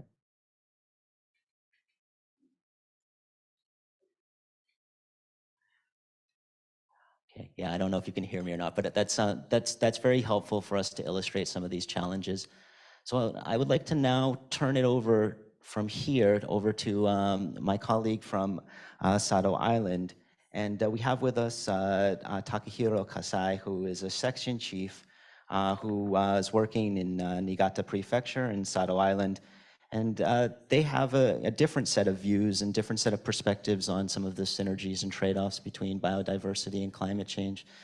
So Kasai-san, I'd like to give the floor over to you. Hello. I'm from Sado Island of Niigata Prefecture. Well, Japan itself is island, but Sado is regarded as an isolated island, about 555 kilometers. So 280 kilometers as the were on an island with about 50,000 people as a population, because it's isolated island. So every year, 1,000 people, every year it's been decreasing by 1,000 people. So if we could actually proceed with the climate change and the biodiversity countermeasures, then we would be able to address the issues of the depopulations and also the economic issues that we're facing. Let me actually share our example with you.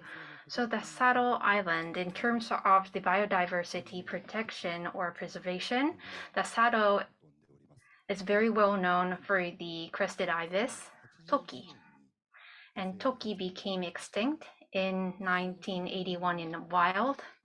So around that time, so the couple of crested ibis were brought from China and gradually increasing the number of the population of the crested ibis, and successfully the crested ibis were reintroduced to the wild in 2008. So in terms of the preservation of the inhabitant of the crested ibis, we've been working on rice cultivation by using the branding of the rice as the crested ibis certified rice, on the condition of the over the 50% of the reduction of the chemical fertilizers to be used, as well as the water logging during the winter time and a fish way to be installed. So our environmentally branded rice has been widely recognized. So in the future, we would like to increase the ratio of the organic cultivation so that we can provide this environmentally branded rice to the local schools and the nursery schools for their lunch. And when it comes to the biodiversity related, we've been ahead of the others. But when it comes to the energy issues, since we are isolated island, so our grid is cut off from the mainland of Japan. Because this specific geographical situation, over 90% of the power is supplied by thermal power generation. It's been an issue for us. So at the emergency, decarbonization would be the solution for us and backed by the government, so that we have been designated as a part of the decarbonization policy. So transit ourselves to the alternative solution of the power supply. And on top of that, using the sludge or food waste or the woody biomass, we should use them as alternative resources to generate the power. So if we could actually just proceed with both like a climate and a biodiversity issue at the same time, then eventually we will be able to bring the good resource, we will be able to run a good cycle of the people and goods and money coming outside of the island. Thank you so much, Kazai-san. And I think, some of the ways that Sado is looking at these issues are obviously influenced by the context of being an island. And I think this is very consistent with this concept of the regional and circulating ecological sphere, which is something that is gaining a lot of attention at IGES and of course across Japan, as it's part of the fifth environmental plan. Similarly, I think that this is also quite consistent with a panel or thematic session we'll have on using some of the farmlands that are in Japan for solar energy, renewable energy. You mentioned Sado was off the grid, and I think this is a really important way that we can live in harmony with nature by taking advantage of open land to also capture some of the renewable energy. So I think this is really some interesting examples. We'll turn more towards you again to talk a little bit more about some of these practices on the ground. Now I'd like to turn it over to my colleague, Togo Uchida. And Uchida-san, I mean, is also somebody who I've known for maybe 6 or 7 years now going on, and he has a significant experience working with the head of the ICLEI office in Japan. He's also worked in other parts of Asia and part of JICA as well. So I think he has some rich experiences. I'd like to hear some of your views on how you see the relationships between climate and biodiversity in some of the cities that you potentially work with or are already working with. Over to you, Uchida-san. はい、エリックさんありがとうございます。まず気候変動。Thank you, Eric. So, conservation of the biodiversity and the climate change, I think the synergy between those two, I think should be very clear, and I think it's an area that we can make clear. Now, I do not want you to misunderstand, but the climate and the economy and also the biodiversity and the developing of infrastructure, you can clearly see, I hope, the relationship between those two. And there are problems also. But despite these problems, I think people have recognized these relationships, and I think we see many case studies, both domestically and outside of Japan, that they have made quite a progress. Now, when it comes to climate and biodiversity, again, and if you're looking for synergy, I think it should be one of the easier things that the municipalities can work on. Now, when you focus on those synergies, then people expect more synergy, but at the same time, they tend to look away from what the trade-offs are.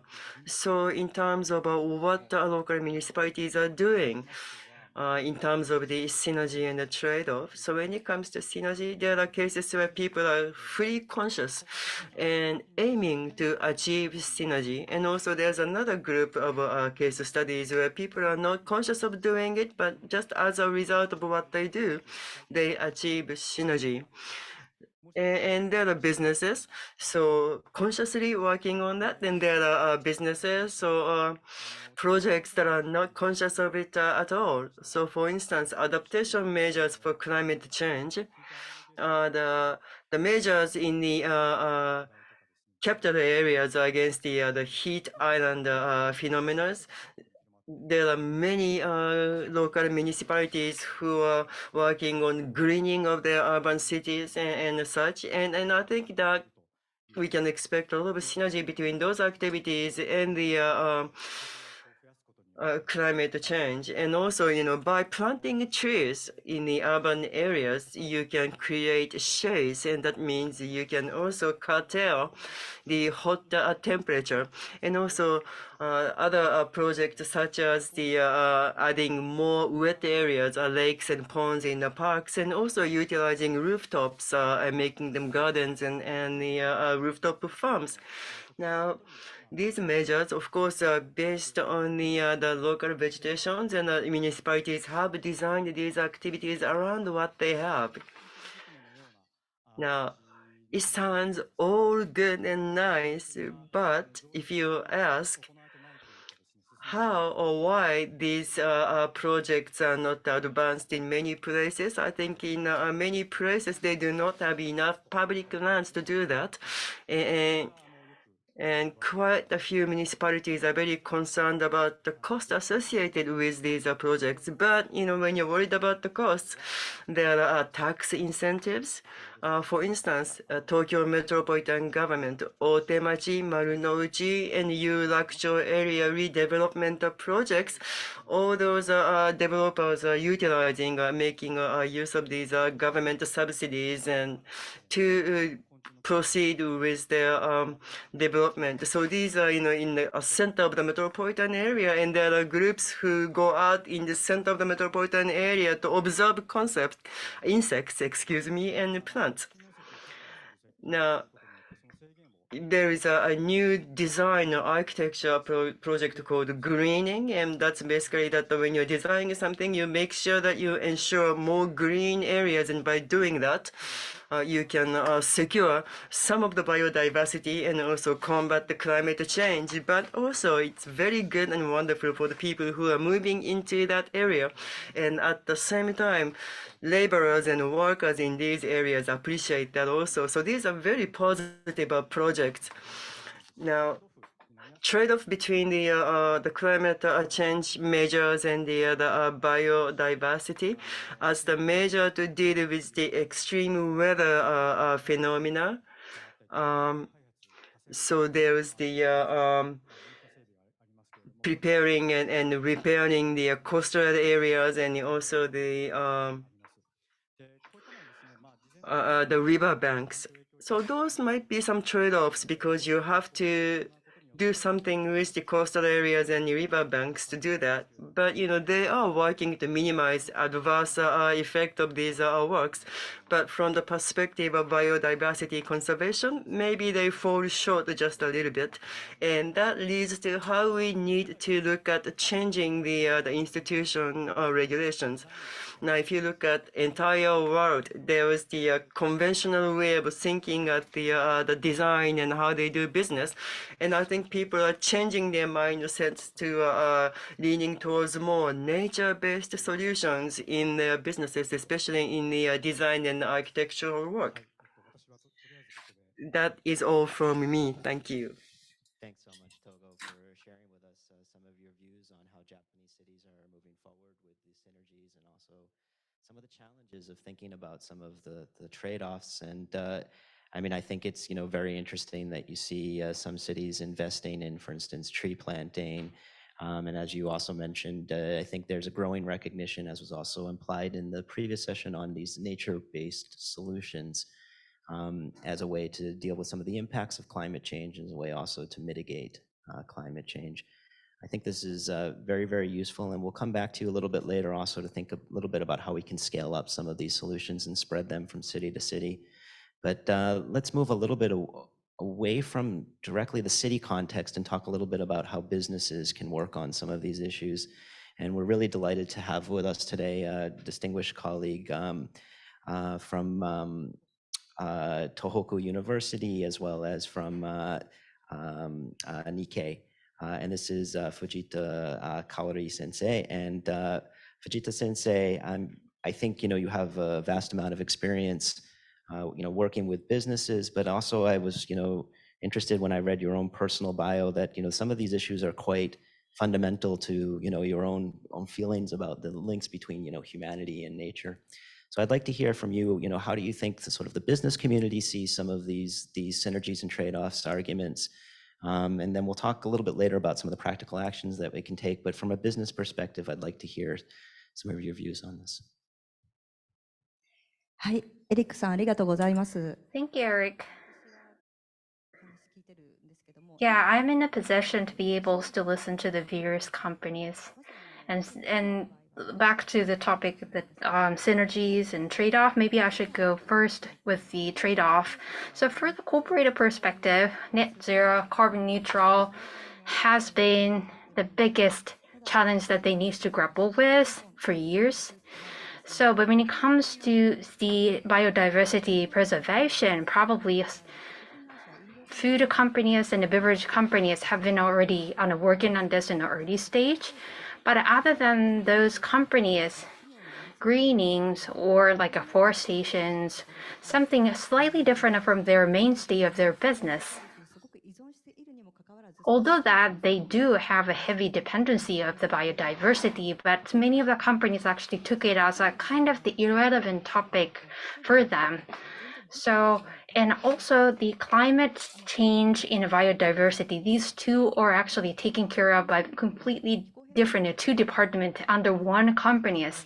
And because of the climate change countermeasures to be established, the mega solar, for example, are established. This is good for the CO2 reduction. But what about the biodiversity? So what about the sceneries in the local area? There are so many issues as a side effect popping up.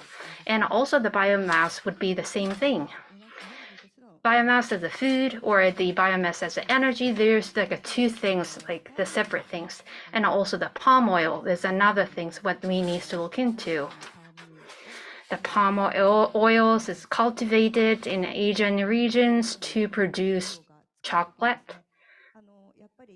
And when Japanese company come over there to use them, but that would actually lead to the degradation of the biodiversity, so that in order to use the palm oil for the power generation, sometimes Japanese companies import the palm oil because of taking advantage of the a carbon zero condition. But there are actually some palm oil which is heavily depending on the environment. But some people actually took it as too optimistic, and also the forestation or plantation in the area of the dormant field or the mountainside. But people started to become skeptical about such kind of deforestation in a faster pace, because that could eventually tarnish and degrade the local biodiversity. So the synergy is something that I just finally started to see in the past 12 months. For example, in the case of the apple. So Apple just announced the large scale of the forest funding last year, I believe. In 2030, like a net zero is their goal. So the CO2 reduction could be done only through their activities, and the rest of the 25% needs to be done through deforestation. But actually CO2 absorption by deforestation is not good. So Apple started to work with the external environmental organization entities and also the Goldman Sachs to form a fund to tackle aims to make a climate and biodiversity compatible.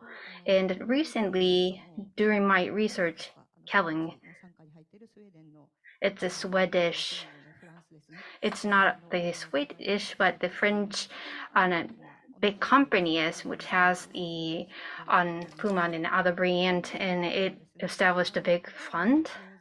And in Japan, Sumitomo Forest is another example. Of course, they do business, but in order to make business viable, they do deforestation and planting, and these two should be separately considered to increase the absorption of the CO2 by using the planted forest. And Marubeni, the trading company, is also doing this through their a paper manufacturing business. So finally, we started to see the synergy between them, starting from last year, I believe.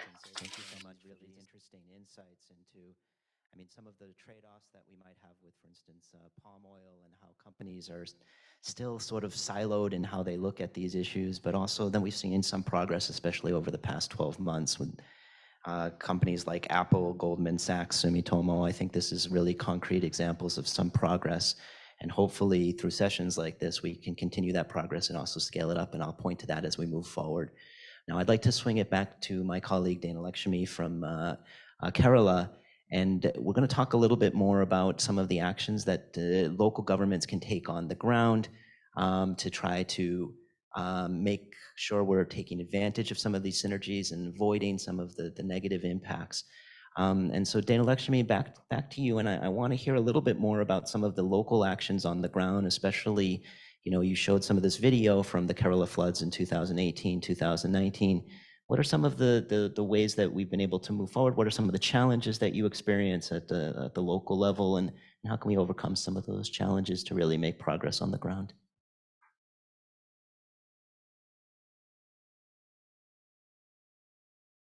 Now, let me talk about policies and actions related to climate and biodiversity.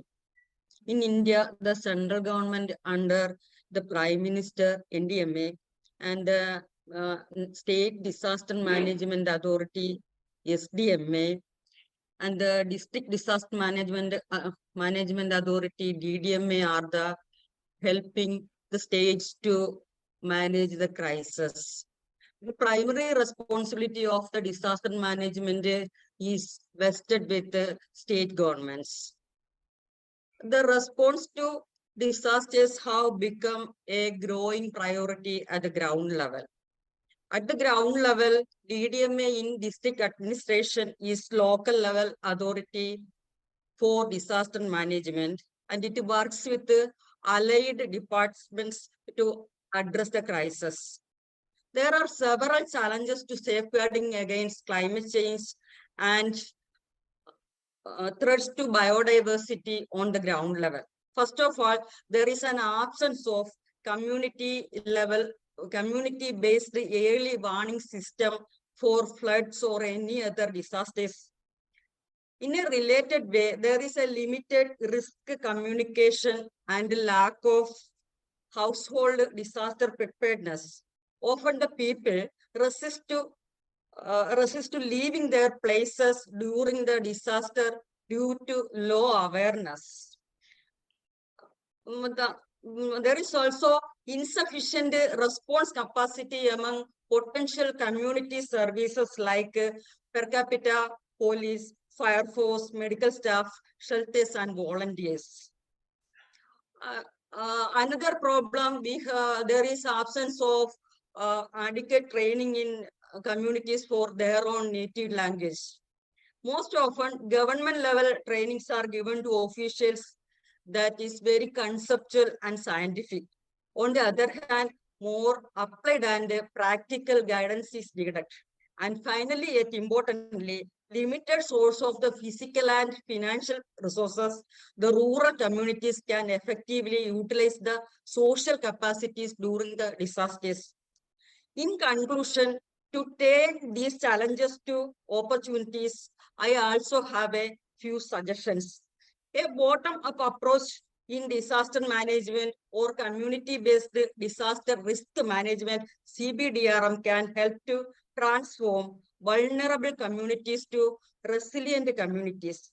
I am happy to say that there are also some signs of progress. For instance, after Kerala floods in 2018, the DDMA Wayanad had implemented community-based rainfall monitoring system for floods and landslides, and it is successfully going on. There is a scope for ecosystem-based disaster risk reduction in Kerala, but the massive deforestation, quarrying for rocks, and land mining are major barriers, as the Erickson earlier said.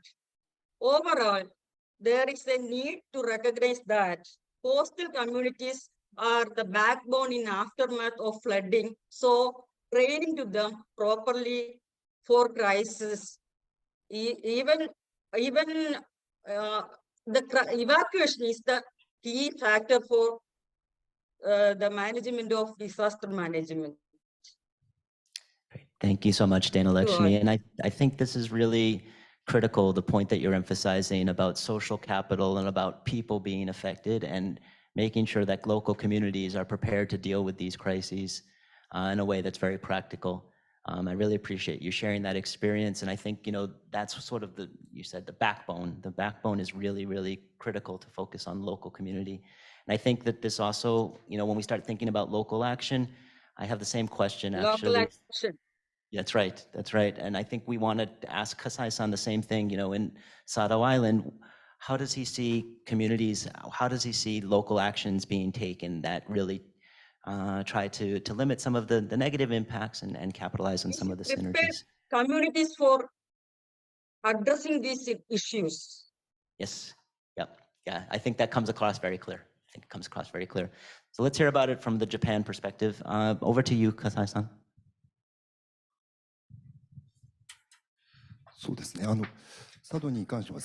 Well, talking about our island, Sado, biodiversity initiative actually has been really heading ahead of the others.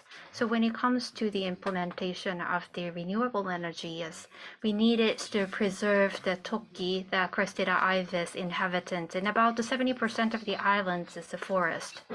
So we need to manage and maintain a certain proper level of the forest, and which requires the expertise Therefore, we need to coordinate with universities and research institutes because we don't have them on the island.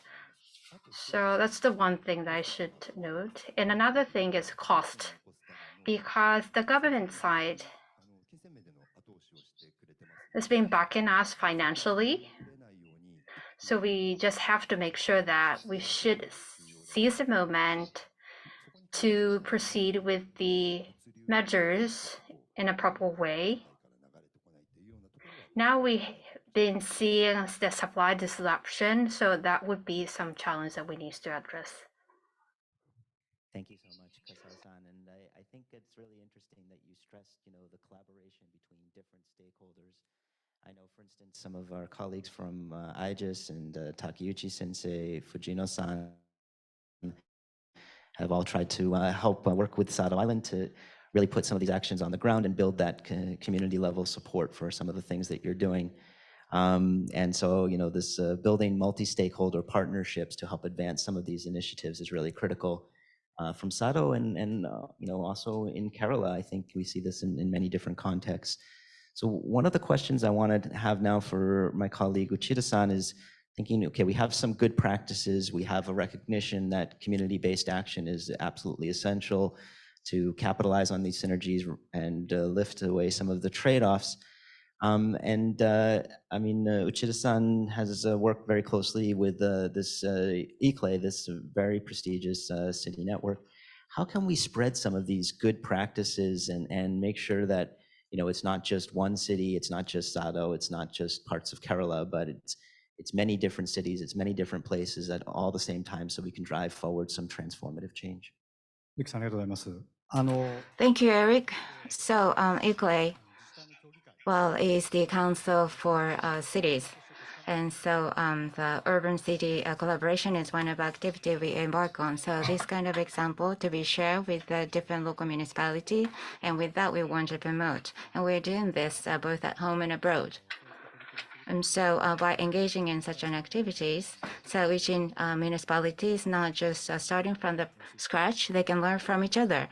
And I think we can support this kind of endeavors. And so as Kasai-san mentioned earlier, so the country supporting the local government and recognizing properly, I think that is very important. That's what we call it multi-level collaboration. So the national government recognize the capability of local government and have a discussion how to enhance more and leverage more.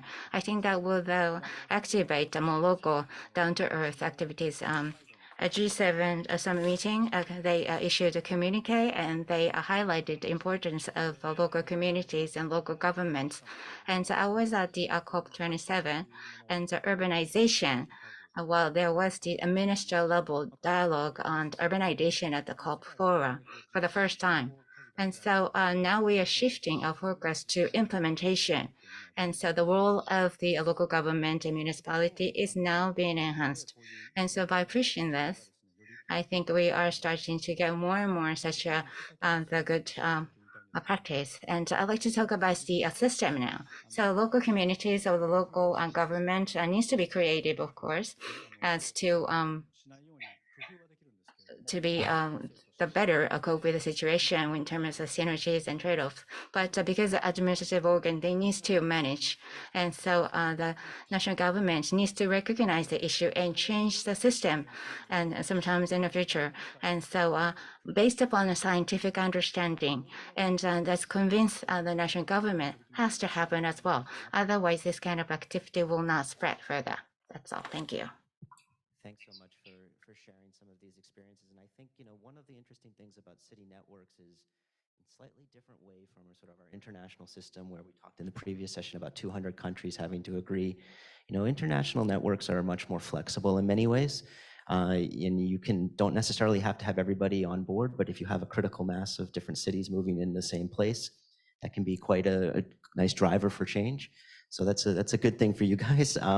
But also it also highlights in your answer, this sort of multi-level approach we sometimes call vertical integration, and how national governments can take good practices from local level, provide some fiscal incentives, help scale them up. I know in Japan, there's a big emphasis on post, COVID and with some of the fiscal stimulus, this dominoes effect, right? These dominoes of decarbonization. It'd be nice to see, biodiversity featured in that as well.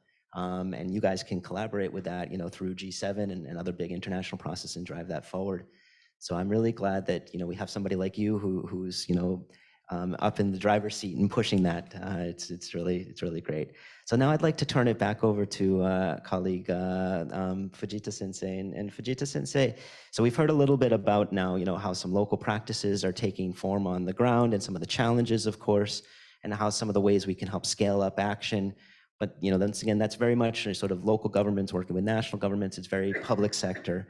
And you mentioned previously, in your responses to some of the actions that are being taken by multinational companies like Apple, of course, and Sumitomo. And so I want to hear a little bit from you about how companies can work either with governments or even by themselves to help drive bigger changes. We've heard in the first 12 months or recently, over the past 12 months, we've heard some of these synergies being taken in consideration, but how can we really push this forward and drive up bigger changes from business perspective and working with other stakeholders as well?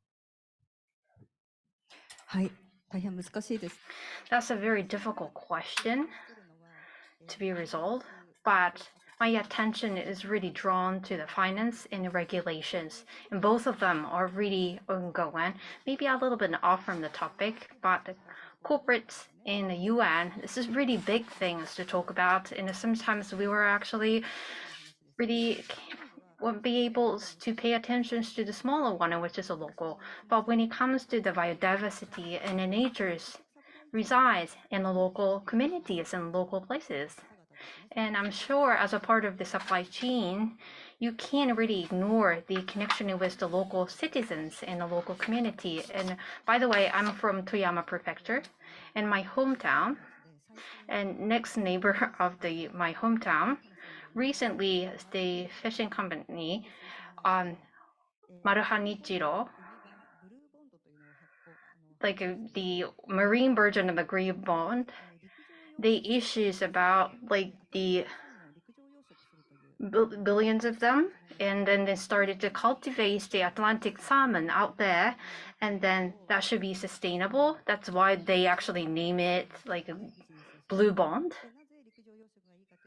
Why the cultivation of the fish on the ground is a good thing for them is that because we are in scarce of the fish, and if we start to cultivate on the ocean, and that would really us to pollute the ocean. So if we actually can bring it to the land, then we could run the good cycle of the cultivation on the ground. Of course,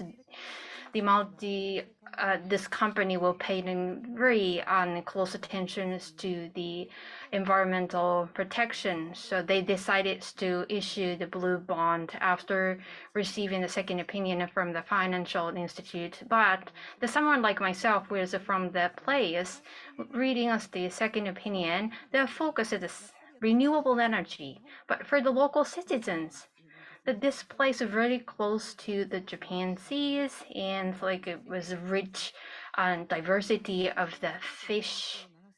And so what about the impact of the drainage of the water of the land cultivation? And this is going to be the first time for them, first time for Japan to do that kind of land cultivation. And 3 degrees of the ocean temperature is the perfect for the land cultivation, and they couldn't find it anywhere else but only the Toyama prefecture. And so the Toyama has such a rich nature, and as a local citizen, we are expecting high on the companies to giving us back more than they can embrace. So maybe it's the second opinion should state more like the nature positivity would be something they would like to pursue. Taking this as an opportunity, why don't you actually be certified at ASAC? And this is actually the certificate program to prove that the operating company is viable in terms of the nature preservation. And Toyama is very known for the masu sushi, the specialty of the sushi in that place, but the masu, the specific fish, is scarce in the area. So maybe the Maruho Nichido, the fishing company, should actually devote themselves into such things which is more beneficial to the local citizens, because the climate change actions is important for the local people as well, but even more important for the local people is generating added value to the local societies, how they could improve the value of the local societies. Because like the climate and biodiversity for the companies is actually mandatory for them to disclose to the public. Of course, they have to follow the guideline of the UN, but not only that, but the companies want to improve their corporate values so that the investors will come back to them because of the higher value. This company will survive for the next 10 years or 20 years. Okay, it's a very sustainable company, so we want to chip in. So the same thing is something that we would like to see as a local citizens, so that the company should show us the appealing aspect of the story that they would like to actually tell us. So this like a Maruha Nichido story is a good thing, but I really would like to encourage these companies to be certified as a like an environmentally friendly company. And I actually talked to the companies, and they actually took it positively and started to discuss and looking into that. This kind of the discussion is quite important. So this maximizing the synergy benefit was the initial question, and to me, the finance. The reason why the finance is really ongoing is that because the people could easily see the value out of it. And also the regulations and the guidelines aren't much needed, because we need to have a backup and leg out from the government as well. Thank you so much, Fujita Sensei, for sharing some of these interesting insights from everything from blue bonds into how some of the local companies in Toyama are potentially working on some of these things. Let's push them even harder. I think that's great. I think we've had a very rich discussion, and we've hit the end of our discussion. We've moved all the way from Kerala, India to Sado Island, to the efforts of many different cities throughout Japan, to the efforts of different companies from Apple all the way towards Toyama. And I think this has been very, very rich and interesting. I'd like to close with a 30-second clip or image from my own personal experience, which brings us back around to the California wildfires. Can we go back to this very last slide? So the one thing I want to highlight is, we've thought a lot about synergies and trade-offs and acting at a local level. But I think as we think more and more local, we also need to think about some of our local actions and how they impact other parts of our countries, other parts of the world. And so the California wildfires continue, and they become even bigger problems. And so my hometown is actually Boston, Massachusetts. And for those of you who don't know the geography of the United States, Boston, Massachusetts is about 5,000 kilometers away from California. And now the air pollution that comes from California is now coming to Boston, Massachusetts. So we need to think locally, but we also need to act globally as well. And I think we've got some very good insights on how to do that today. So I thank you very much, and I really appreciate today's session. Thank you so much.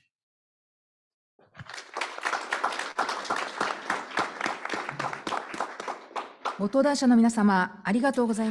you, all the panelists, for your participation. With this, we would like to end the plenary session. And so we are going to change the stage for the next plenary session. Please wait for a while.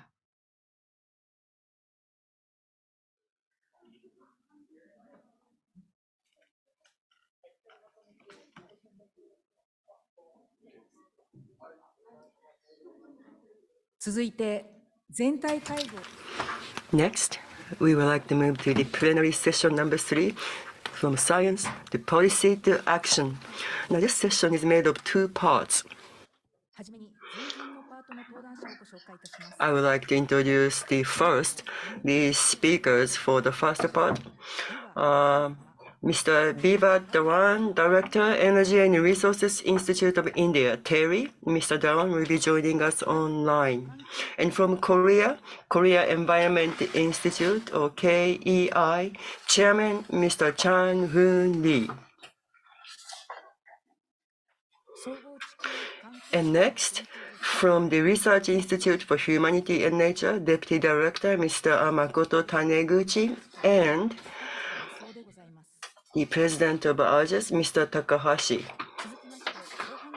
And next, I would like to go on to introduce the speakers or the panelists for the second part of this session. From the Club of Rome, Co-President, Ms. Sandrine Dixon de Clève. Ms. de Clève will be speaking online for us. And next, from the Chubu University Standing Committee member of the Club of Rome, Head of Japan Branch, Mr. Yoshitsugu Hayashi, Distinguished Professor at the Chubu University, and AGES President, Mr. Takeuchi Kazuhiko. The Secretary General, Mr. Takahashi of AGES, will be the moderator for this part. Takahashi, Executive Director of AGES. So I would like to moderate the first part of this session. In this part of the session, we have three distinguished panelists from the three leading research institutes focusing on global environment and sustainability in Asian region. And we'd like from India, Korea, and Japan. And also these institutes are very important partners for AGES.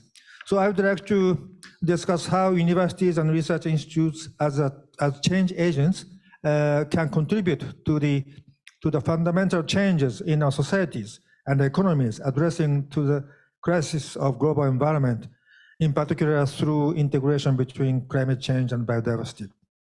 So in the first round, I would like to ask each panelist to briefly introduce your institutes, including research and activities on climate change and biodiversity, and their synergies, if possible, in 5 minutes. So I would like to start from Professor Makoto Taniguchi from the Research Institute for Humanity and Nature, RIN. So Taniguchi-sensei, please. Thank you so much for introduction.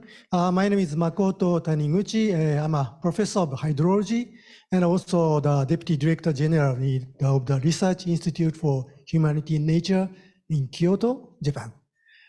So could you show next one? All right, so you can see that our institute picture at the top of this page. And our institute is established 2001, which is 3 years later of the AGES. And our institute is under the Ministry of the Education, Culture, Sports, Science, and Technology. And Kyoto is famous for COP3 as a Kyoto Proctor, and our institute is just located in north of the Kyoto. So our institute vision is to strive for the achievement of the equitable, fair, and sustainable society by developing the relationship between the people and nature. So our institute name is Research Institute for Humanity and Nature. So our mission is to lead the way in a comprehensive study of the environmental issues by interdisciplinary research, fuse humanity, social science, and the natural sciences with transdisciplinary research that cooperate and collaborate with the society. Next, please. So our institute is based on the program, the project base, and we promote the interdisciplinary and transdisciplinary research. And our research project follows a priority issue set for each program. So far, 39 research projects were completed for last 20 years. And currently, 8 research projects are going on. Next, please.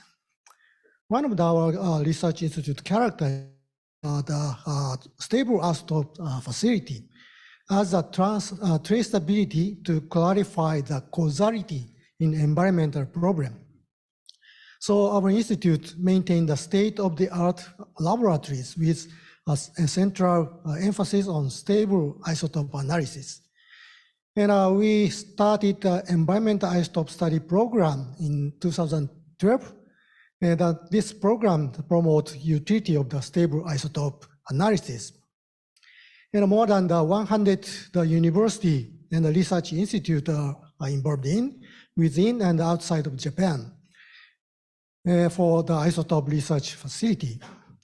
So we have this kind of the facility to make a synergy between biodiversity and climate change resources, climate change issue, because we can analyze the water, air, soil related to the climate change, as well as biomass related to the biodiversity. So we try to make a synergy of the research between the biodiversity and the climate change. Next, please. Another function of our institute is as a research platform for global environmental and sustainability research. We host several international and domestic platforms for the global environmental study. One of them is the Future Earth, and former Future Earth Asian Center. And another one is related to climate change. We host a University Coalition for Carbon Neutrality, which include 196 universities and institutes in Japan. And another one is the Kyoto Climate Change Adaptation Center in our institute. So regarding to the biodiversity, our research on biodiversity is connected with the other diversity, like food diversity, language diversity, and cultural diversity, as well as various values. Next, please. This is the last picture. We try to make a synergy of the research on climate change and biodiversity this way. As we know that climate change and biodiversity and water shortage and poverty and inequity all are connected to each other. So we want to tackle the global environmental issue, but we also have to think about how to maintain the sustainable society. And beyond that, we try to make how do people live with the nature. So, to connect nature, society, and humanity is our way to make a synergy of the research. So, all wicked problems are connected to each other, and not individual way. So we have to think about natural science, social science, and also humanity with all as a nexus. Okay, so that's a brief introduction of our institute, REIN. Thank you. Thank you, Professor Taniguchi, for your introduction. In particular, we can understand a very strong initiative to promote integrated interdisciplinary research and also play important role as a platform, including the recent initiative of University Coalition for Carbon Neutrality, which IGES is also joining. Thank you very much. Now, I would like to ask Dr. Vieha Dhawan of TERI. Thank you for joining us from India. Nice to see you. So please, the floor is yours. Thank you so much. And I must, first of all, put my appreciation for the organizers of this meeting to have invited me and the long-standing relationship which we have with IGES, which is a very fruitful one. So some of you might be aware that TERI, it's a not-for-profit research organization, and we are working in the field of sustainable development. If I want to describe TERI in 2 words, then the organization is committed to sustainable development. We were set up in 1974, so we are about to complete 50 years of our existence. And we were set up by Tata Group of Companies. And before, I should say, that people started talking about philanthropy, here was a group of companies which was very keen to invest on a research institute which works on the problems that mankind is going to face in the future. Now, and as I said, it is that we wanted to create public goods, and therefore by nature we are not for profit, and we are creating public goods in various fields. Now, if we really look into there are 6 pillars. One is environmental biotechnology, energy, sustainable infrastructure, wastewater, natural resources, sustainable agriculture, and climate and air. Now, over here, we are going to talk more about, say, climate change and biodiversity, and therefore I'll talk about these 2 in detail. When we talk of natural resources and climate, we are working in the area of climate, air, water, forestry, biodiversity, and waste management. And of course, for the convenience sake, we have divided the division into 4 main areas. Those are earth science and climate science, land resources, environment and waste management, and water resources.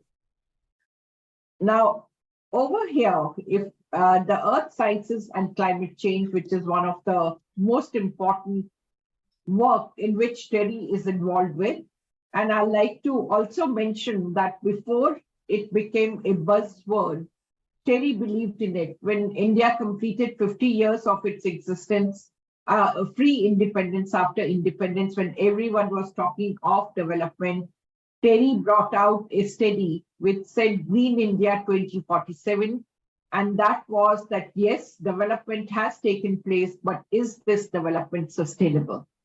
We were early voices in the field of climate change, and some of you might be aware, Dr. Pachauri, who was heading IPCC chair, he was our founder, Director General, and therefore in TERI, we work quite a bit on the climate science. So we have a Center for Global Environment Research, Center for Environment Studies, and Center for Climatic Modeling. In fact, we have a supercomputer, and we work quite a bit on looking at the global models and how to make them at the regional level, understand them, and work towards it. In project verticals, if I look into, we have research, where we basically look into practically, you can say, right from diurnal variability of Indian summer, monsoon, rainfall, air-sea interaction, coupling under climate variability, multi-temporal variability in climate and weather extremes over India, resource efficiency, circular economy, and so on. We offer services. In fact, we have done quite a bit of work for IPCC scenario building, climate risk assessment, which is specific to various sectors, like where the factories should come up and what is going to be the impact, including productivity of human resource. We do climate impact assessment, and all this, it must find a place, and therefore we try to reach to as many people as possible, including school children, college students, organizing training, stakeholders training, which is also, you can say, at the ESG level, and developing various climate tools.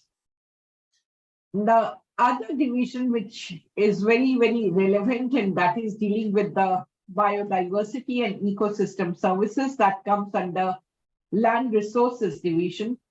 And the 3 main headings or main verticals are Center for Biodiversity and Ecosystem Services, Center for Forest Management and Governance, and Center for Sustainable Land Management.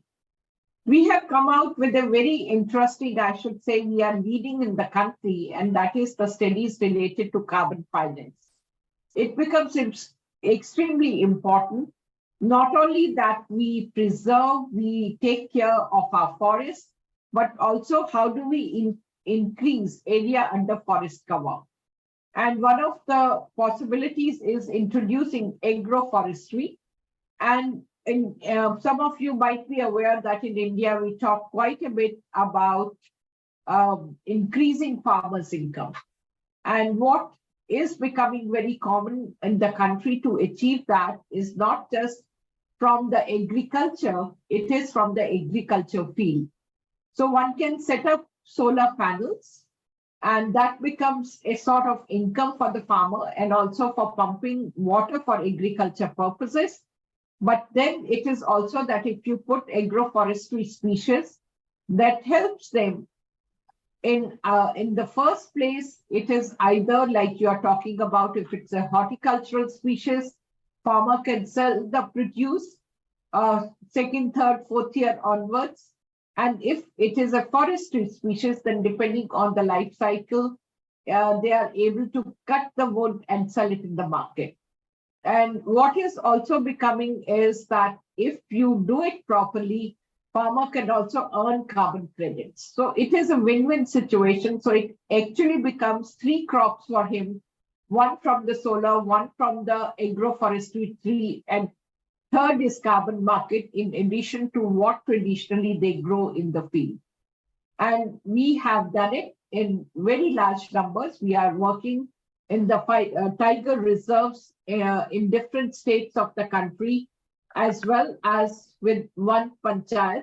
That is that you do have a sort of a mechanism at the village level on to how to conserve forest and how to get the benefits from the forest that is occurring in the area.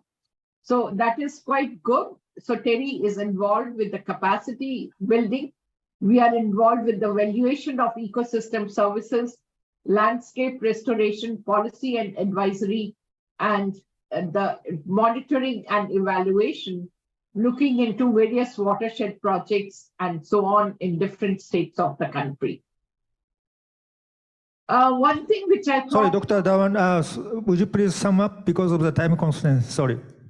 Sure. So basically, we are also looking at the building sector because infrastructure building is continuing. So how do we conserve in energy usage?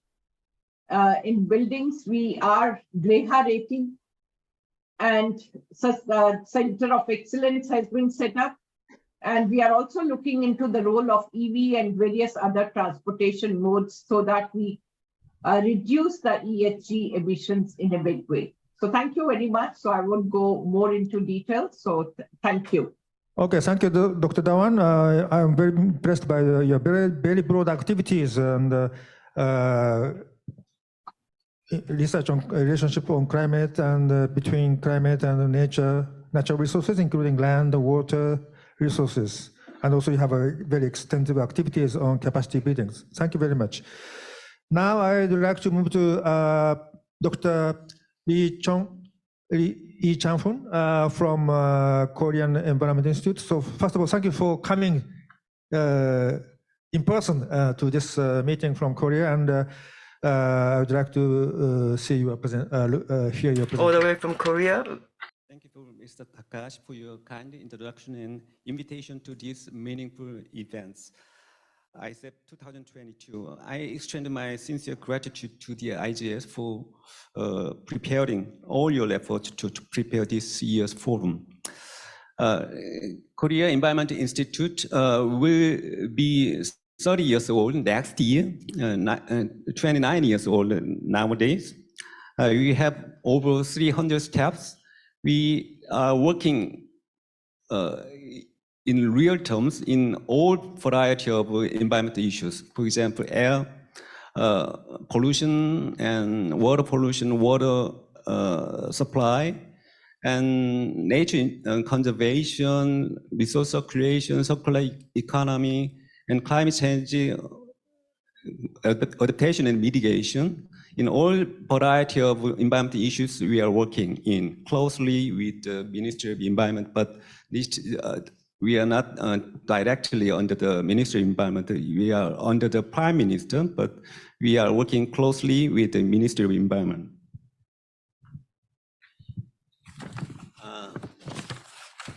Our work is mainly related, but not limited to the policy design and policy review. We have also completed groundwork for most of main midterm and long-term environment plans in Korea, in central government for most of main midterm environment plans, from the highest level national environment plan to sectoral level, for example, national adaptation plan, national biodiversity strategy, and so forth. Another important research work field is methodological nature, the development and operation of analytical tool simulation models and numerical models. As we may imagine, we have been conducting a wide range of policy research on climate change and biodiversity. To briefly provide you a brief snapshot of our research highlight. KEI has been very active in mitigation and adaptation research. Since 2009, Korea hosted Korea Adaptation Center for Climate Change, its national center, who has carried strategic research related to climate change adaptation and assisting in establishing and implementing plans for climate change and adaptation in the national and local level. And KEI has been at the heart of development Korea's carbon neutrality strategy, drafting the strategy with the economic impact analysis with the CG models of the mitigation options. KEI played a substantial role in mitigation policy design in Korea. And KEI hosted two big modeling projects, one mitigation, one adaptation, each over $10 million. KEI's research on biodiversity is now concentrated on the establishment of Korea's national biodiversity strategy in line with the post-2020 global biodiversity framework. We are also conducting a 3-year study on carbon sinks. With the aging forest, we are rapidly losing carbon sink capacity in Korea and searching for new sources. The new study should deliver assessment of new carbon sinks, potentials across types and regions in Korea. This study will clearly provide better understanding of synergies in climate changes and biodiversity conservation. This is co-benefit of nature-based solution in addressing climate change. KEI also active in hosting international and national forums networking in collaboration with the government, policymakers, experts, and interest groups, discussing on the challenges, opportunities, and synergies across various sectors. One of our recent international events held last October on the Trans-Pacific Sustainability Dialogue, co-hosted by the former Secretary General Ban Ki-moon Foundation and Stanford University, aimed to generate new research and policy partnership to expedite the implementation of the SDGs. With that, I'm stop here and give over to moderator. Thank you. Thank you, Dr. Lee, for your very comprehensive presentation. Originally, I planned to make 2 questions, but because of time constraints, I have to limit to only 1 question. So, final question for you. Please respond briefly. What do you think is the direction that research institutes in Asia can take for further collaboration? So, I would like to ask Professor Taniguchi. For the very important question. I led the recent IP-based value assessment, and Unai, Pascal visit our institute last month, and we discussed about this new assessment. And we always talk about global north and global south based on global west. But what's happened to the global east? Can we include the Asian perspective into the integrated way? So I think that's the direction of the next target is as a research institute in Asia. We should include more, Asian perspective based on the value and culture, including the traditional knowledge. So to do that, I think that we need to promote research on the structuralization of the area with various nature and society as the nexus. So for instance, that SDGs, that there are many trade-off and synergy we already discussed among the 17 goals of the SDGs. So we need further collaboration with other Asian university, the institute for, evaluating the trade-off synergy. And another point is I want to emphasize about the early career training in Asian area. So our institute promote the TERA school. The TERA stand with the transdisciplinary for early career research in Asia school. By the way, TERA is a temple in Japanese, which, we had a TERA koya in the Edo period as an education system for children. So this TERA school, aim to create the awareness of what transdisciplinary can offer and the challenge involved. So this kind of the education system can be shared in the Asian area. Okay, thank you. Thank you, Professor Taniguchi. Then I would like to ask Dr. Dhawan brief comments on the promotion of collaboration in Asian region, please. Well, it's very important for us to co-create the technology, because if we look at, there are so many technologies available, but then it's not plug and play. It is something like we have to fine tune them. And still better is that we build on each other's capacities. Now the university system also, it is becoming little more lenient, and I'll say that we can think of developing courses which are offered together, and also the movement of students maybe for one semester or so that they contribute to technology development as well as they bring the technology or experience of their country, and together we develop the technology. And it is doable. Thank you, Dr. Dhawan, for your very precise comments. So finally, I would like to ask Dr. Lee on this issue, please. Thank you. Asia is facing enormous environmental challenges in terms of greenhouse gas emissions, declining biodiversity, fossil fuel imports, non-circular economy. It is self-evident that it is difficult to solve these problems with the strength of efforts of individual countries alone. It was cooperation at an international and regional level. KEI also emphasizing international cooperation by presenting a new vision this year. I took my position as a president this January. I set a new vision, global environmental think tank KEI 2030. IGS is initially from beginning, this is Global Research Institute, but Korea Environment Institute is Korea's Environment Institute is mostly limited to solving the domestic problems in Korea. But we are also, Korea is also already a developed country and contribute to solve global environmental problems. Therefore, Korea Environment Institute as a national think tank should contribute also solve the environmental problems globally.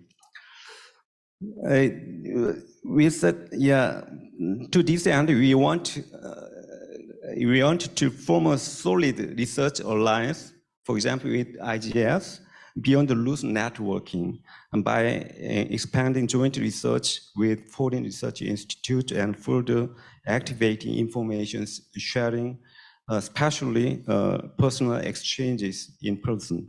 I hope today's meeting contribute to this cooperation next year and in the future. Thank you. Thank you very much, Dr. Lee.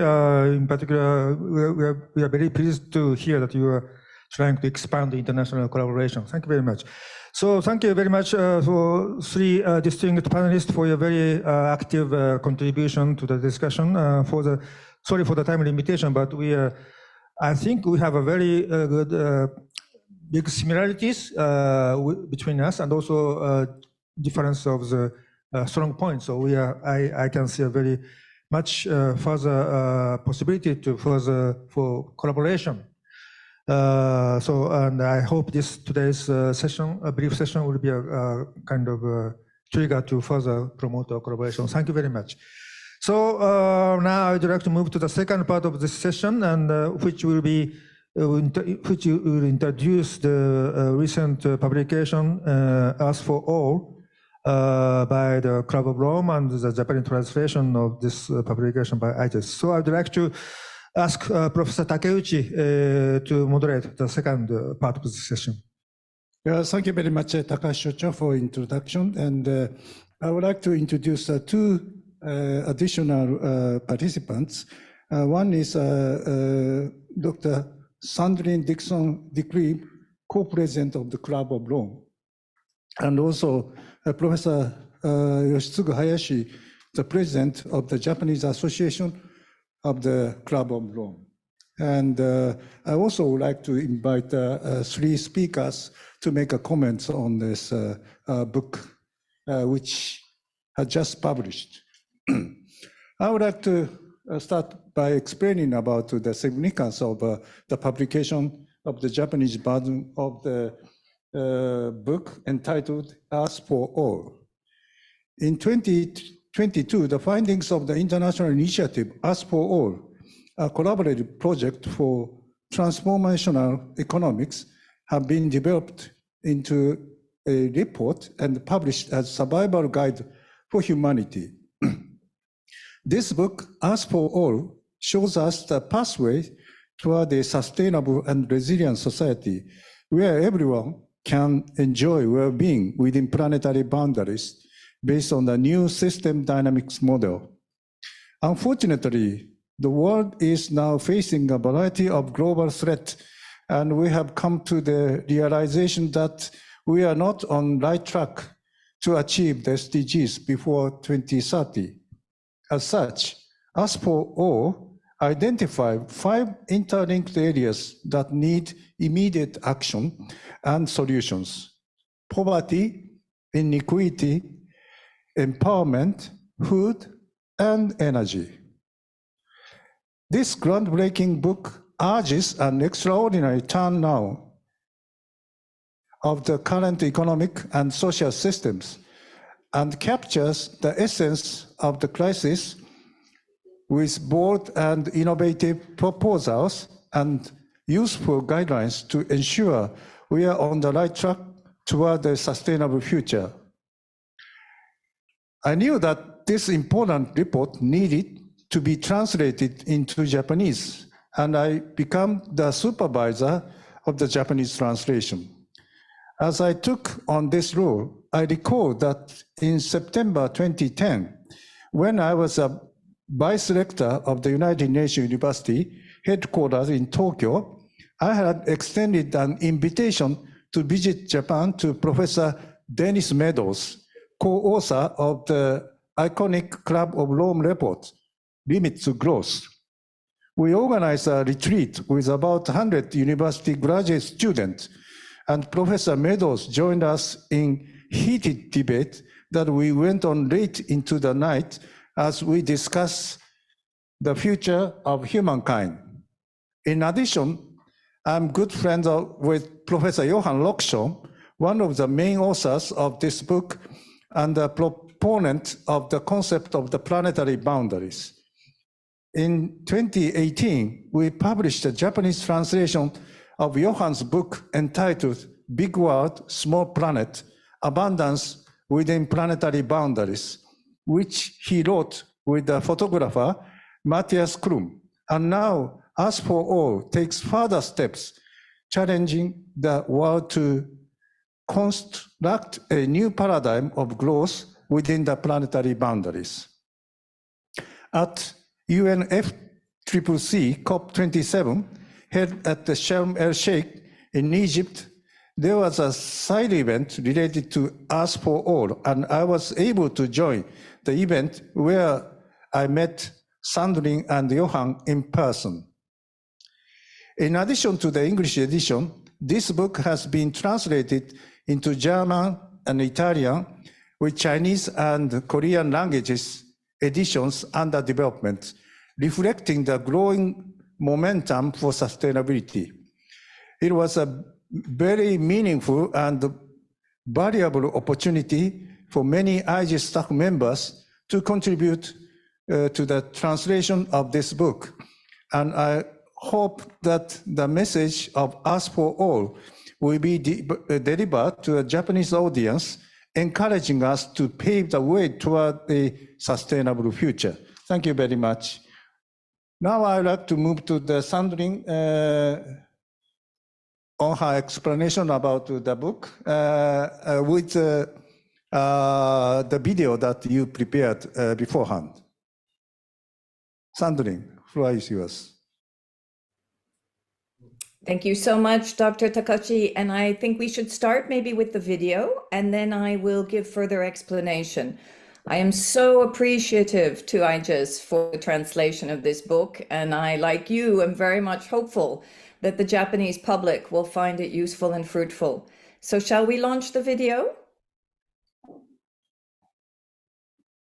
The Club of Rome is a group of scientists, humanists, educators,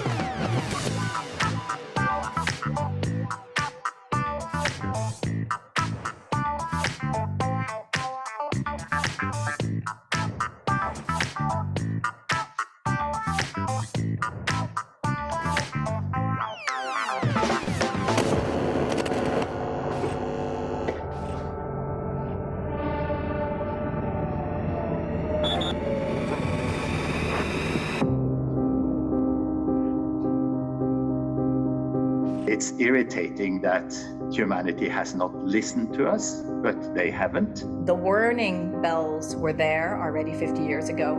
The big difference is that now we truly are in the midst of the crises. We are much, much closer to potentially catastrophic outcomes. Now we have a short opportunity where everything is up in the air. We thought it was the time to now reassess to see what does science tell us today and how does the future look like the next 50 years. We have to change the story. We have to provide a plausible, coherent, consistent, and also science-based and numbers-backed story that people find more attractive than business as usual. We have one scenario called too little, too late. And then the other one is where we succeed in putting all those possibilities together. We are proposing 5 turnarounds paid for by the 10% richest people in the world. If we put in place the 5 turnarounds that we talk about, the focusing on inequality, the focus on poverty, the focus on empowerment, and then food and energy as the 2 key resources that will keep us alive as we're faced with some of these ongoing crises, then we actually could get ourselves out of this mess. And the interesting thing with these 5 turnarounds is that they can be scaled from communities to cities to sectors, nations, regions, and then globally. So that's what we're looking for, like a fractal set of fractals that escalate or percolate down from the global economic system all the way down to specific communities. We need to start with redressing, making sure that the solution is fair, is perceived as fair by a democratic majority. Unless we do so, we won't get a solution. It's critical we talk about poverty because the poorest in societies are the most vulnerable and face the biggest risks, as we can see with the flooding in Pakistan, and we can see with the food crisis in sub-Saharan Africa. It's absolutely critical that we use this as an opportunity to spur sustainable economic development. Currently, a large part of the world is materially, financially, economically insecure.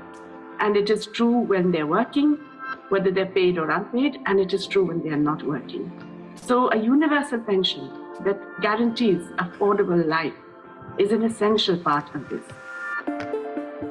So many women across the world, their lives are dominated by the unpaid work they do. If you want healthy, sustainable, viable societies, the importance of recognizing the contribution of women and the rights of women is absolutely essential. It is really about ensuring that our societies are sustainable, that social reproduction occurs, and it's about ensuring that the rights of half the world's population are met adequately.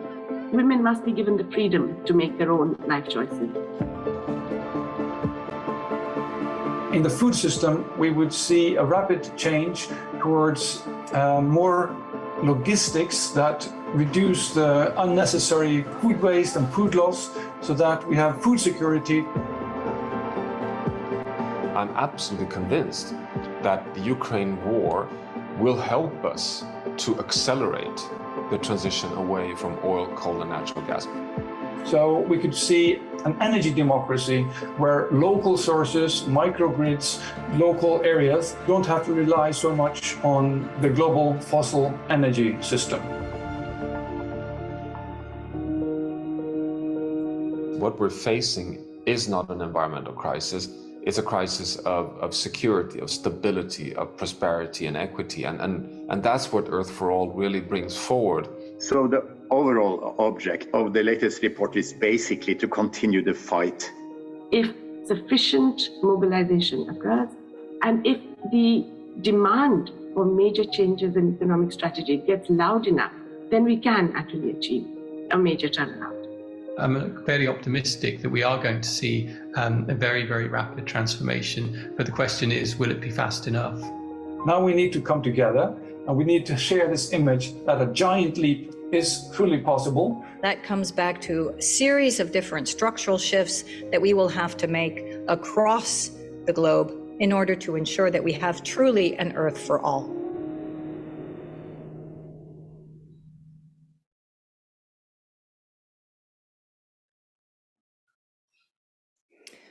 So ladies and gentlemen, there you have it, An Earth for All. This is our seminal report that follows the limits to growth and all of the incredible work that Johan Rockström has undertaken on the planetary boundaries in 2009. And really what Earth for All is doing is tapping into this unique moment in history. Not only is this the 50th anniversary of the limits to growth, and hence at the Club of Rome, we felt it was essential to bring together scientists and economists in order to understand what are the key challenges of the 21st century. But this is clearly a unique moment in time with the global pandemic, which has forced us to reflect on what really matters.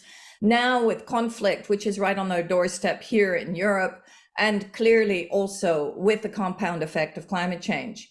We have pretty much 8.5 years and counting to avoid the worst impacts of the climate crisis and this compound effect. And what we've noticed through our surveys across the globe is that 74% of people in G20 countries want transformation towards a well-being economy. This is what Earth for All is trying to offer. And it offers two key scenarios.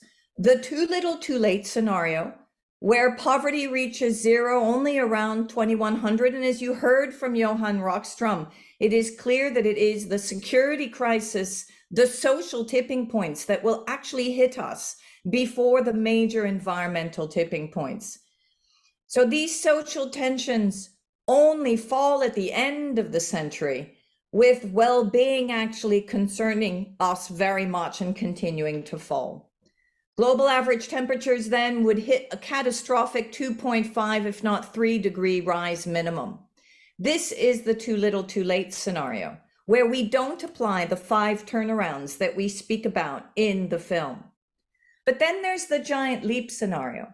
And the giant leap scenario ensures that poverty reaches zero around 2050. Where we know that people across the globe, all citizens, will make about $15,000 per year. Well-being rises, and therefore the tension, the social tension, continues to fall, and temperature stabilizes at below 2 degrees.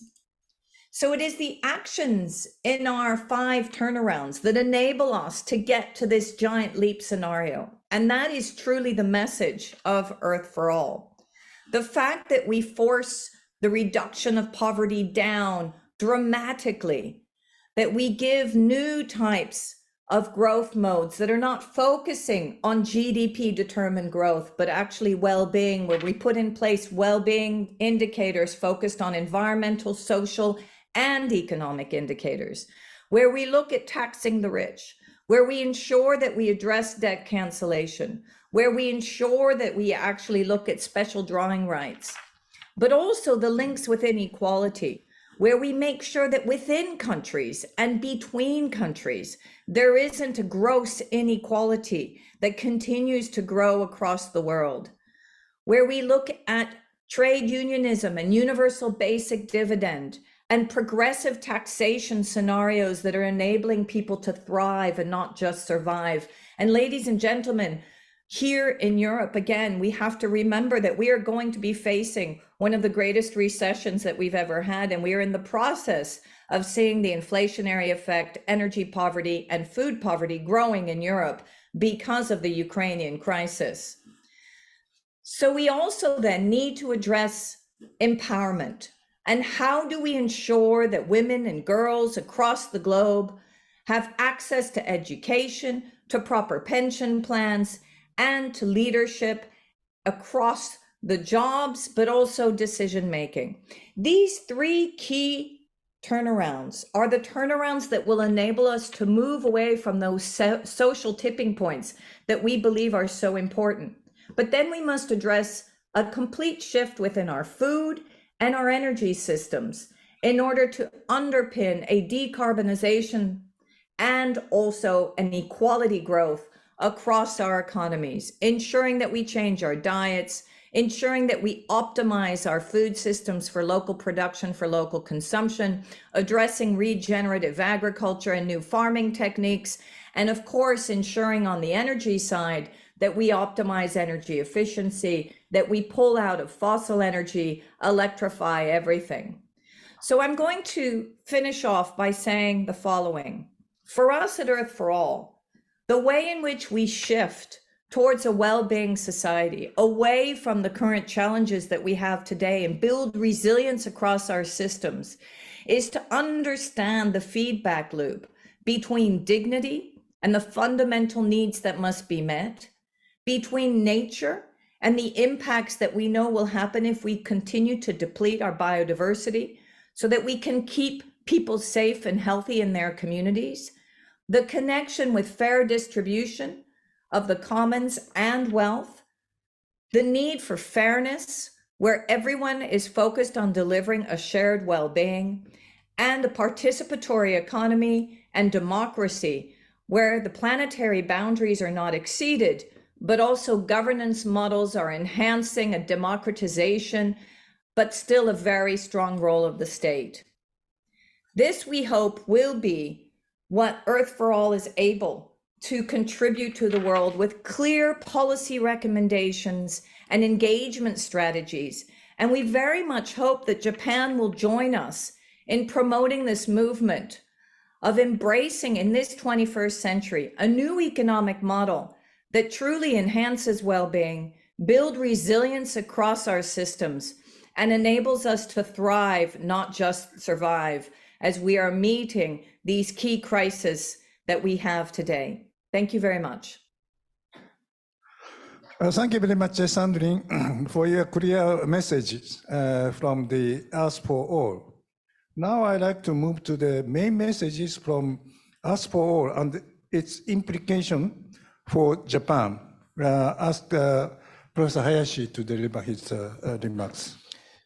Thank you very much. Following Sandrine's explanation, first of all, I would like to thank to Professor Takeuchi and IGES researchers to have made beautiful translation into Japanese. I and also Sandrine really appreciate it.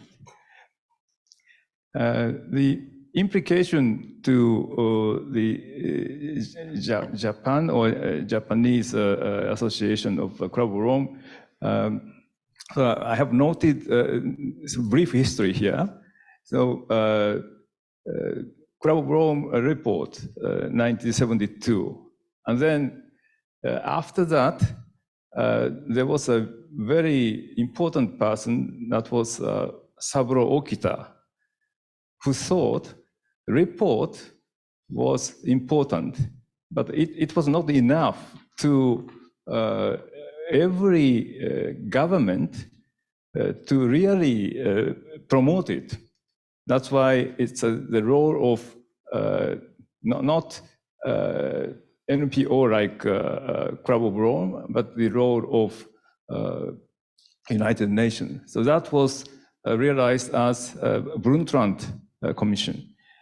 And then very rapidly go through and then come on another, say, 50 years anniversary book like that. That was a collection of different views. And then today, As for All, so they are much more, say, sophisticatedly summarized the, say, principles and the way forward. So another person we missed was Mrs. Ogata was our honorary member. Very unfortunately, she passed away. And she was one of the most respected Japanese. So as you may know, she has conducted very difficult mission in Kosovo, etc. And then this is Japanese Association's mission, a little bit different or intentionally differentiated from the whole Club of Rome. So we have in Japan or in any country has its own, say, traditional spirits. So that should be reflected to all over the world. If there are good philosophies, then why not to share among all the people in the world? So we have conducted different events already. Although Japanese Association is only 3 or 4 years old, but before we conducted several seminars, including, say, talking about Gorbachev.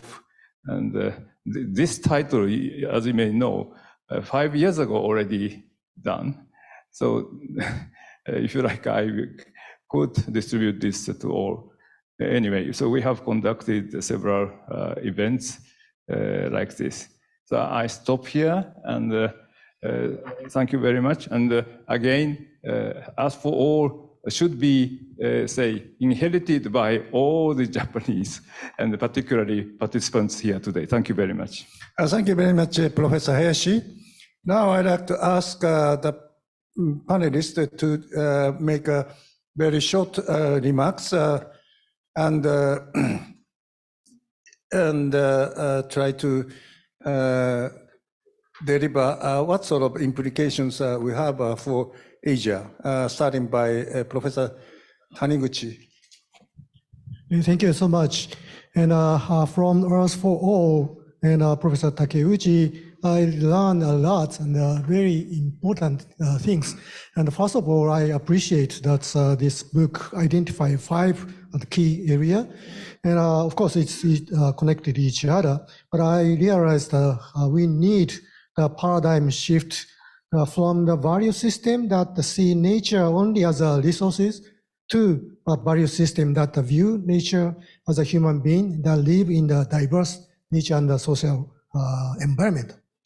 So in particular in Asia, I think that we need the flexibility of the resource management from the both aspect of the disaster risk reduction and the benefit acquisition. Because barriers, biodiversity and culture in Asia with a high risk and high benefit in Asia. So we also need to pay attention to the contrast between the homogeneity and diversity in resources and environment of the Earth's human system. And a human being, we need homogeneous resources to use nature for society. However, we also need the diversity of the nature for others. So probably we need the synergy between the biodiversity and the climate change. And also we need a synergy between near and far. I mean that adaptation and mitigation, selfishness and altruism, and emotion and logic, and present and the future. So we need this type of the synergy important. And last, how to share the benefit among us and how to share the risk with equity and justice are very important for us for all. Thank you very much. Thank you very much. Now I'd like to ask DG Dawan Terry to deliver a short comment. Thank you so much. And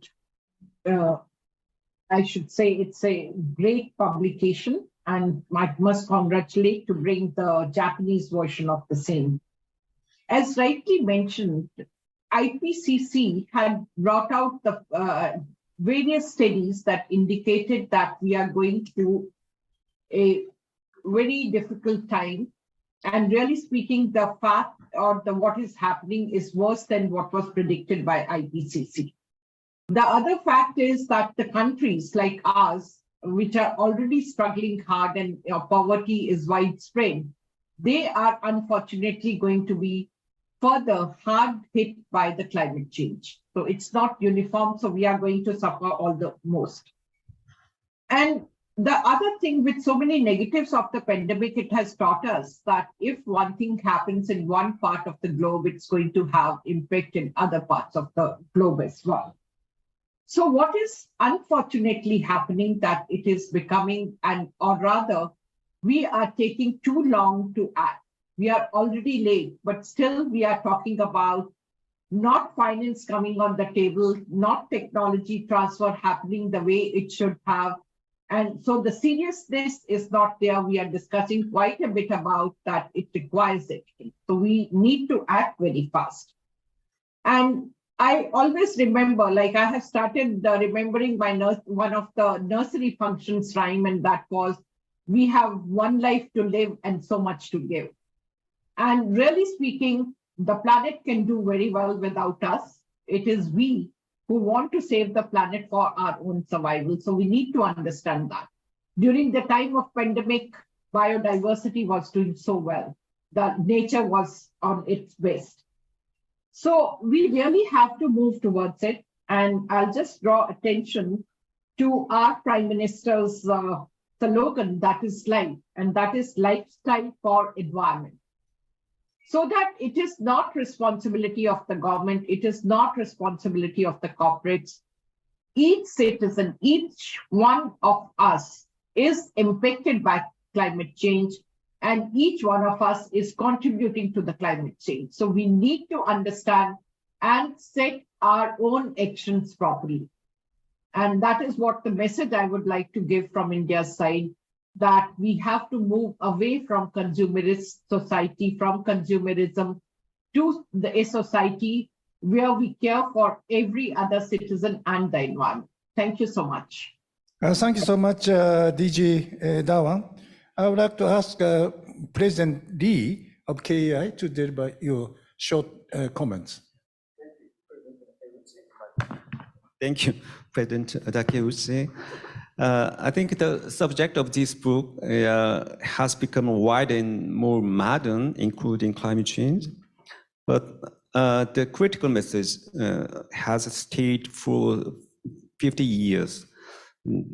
The current way to prosper, or the current way of living, has its limits and requires fundamental shift in the system that is turn around if we are to survive.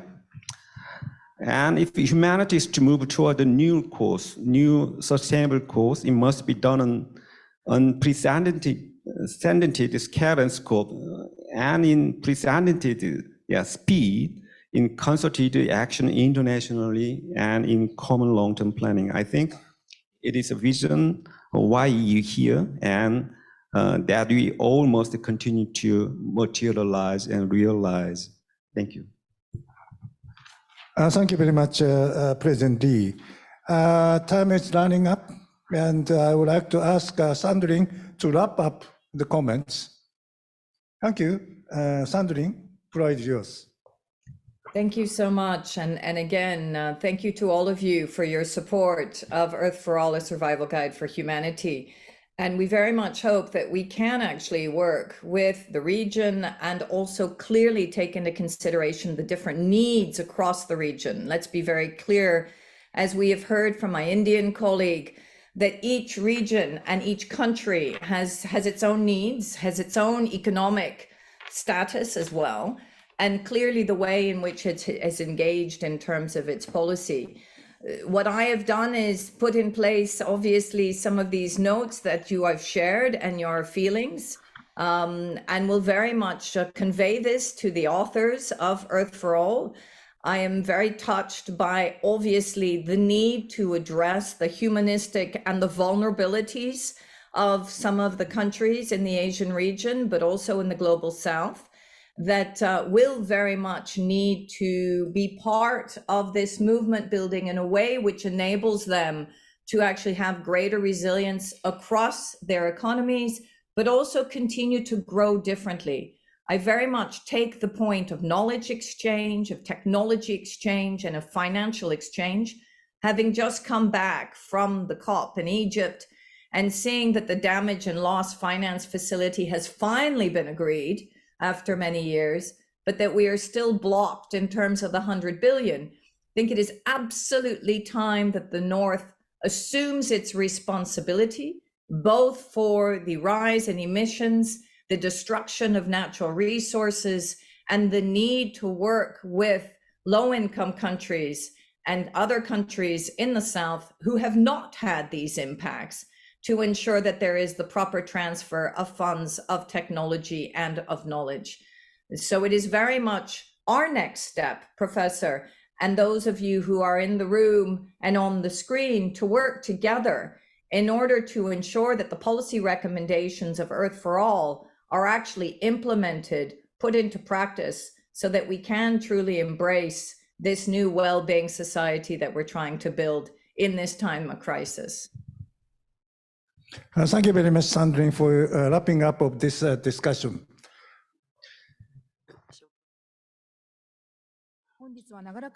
Ladies and gentlemen, thank you so much for joining us for long hours.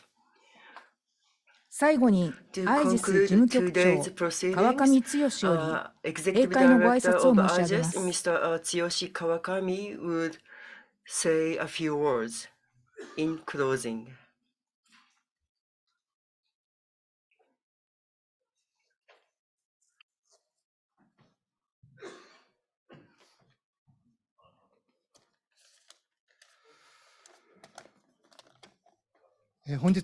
Thank you, ladies and gentlemen, for joining us today for such a long hours, joining us in enhancing climate change and biodiversity synergies from science to policy to action. Now, 3 years have passed since the global spread of the new COVID-19, and the social, economic structure and values in which we live have changed to a great extent.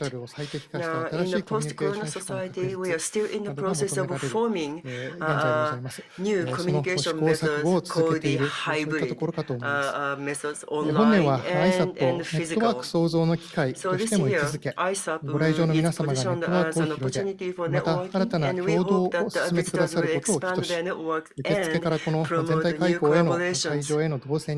And despite the current situation, I would like to take this opportunity to once again express my gratitude. Now, we have reserved a special place in the foyer for all of us to network. Unfortunately, though, ironically, I should say, the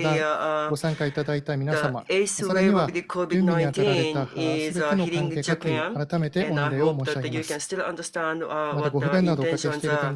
Again, thank you so much for joining us.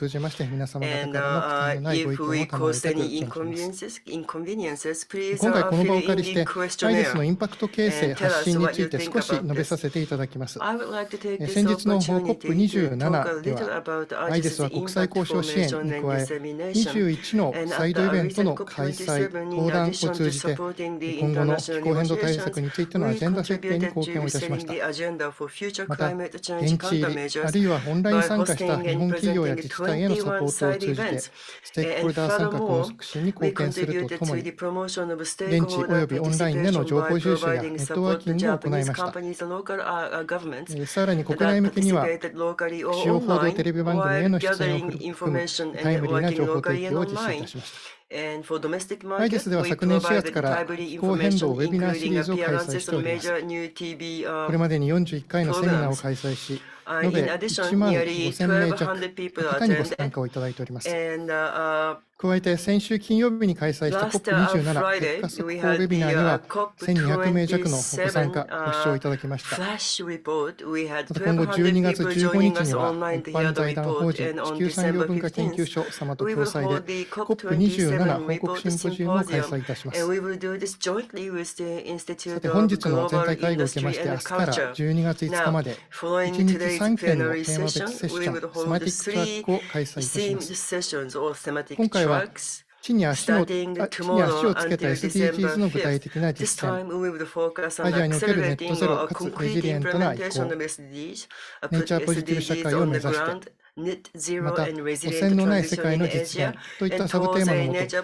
関 positive 連のセッション society を準 and 備いたしました。 realization of a テ pollution-free ーマ別セッ world. ションはオンラインで参加で The きますので、ぜ thematic ひご参 sessions 加いただ can け be ればと思い attended ます。 online, so please join us.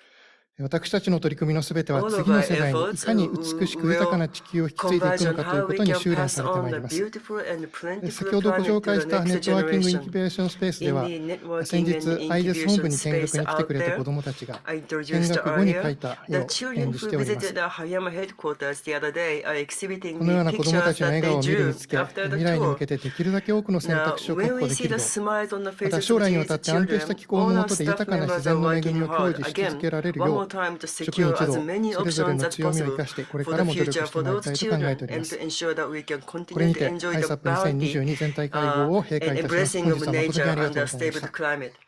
I will conclude this day one of the plenary session of ISAP 2022. Thank you so much for joining us today and thank you for your attention. 以上をもちまして、 Ladies 第 and 14 gentlemen, 回 this 持続可能な concludes ア the ジア太平洋に 14th 関する International 国際フォー Forum ラム on Sustainable Asia Pacific ISAP2022 Forum 全体会 or 合のプログラ ISAP ムはすべて終了いたしました。 Plenary Session.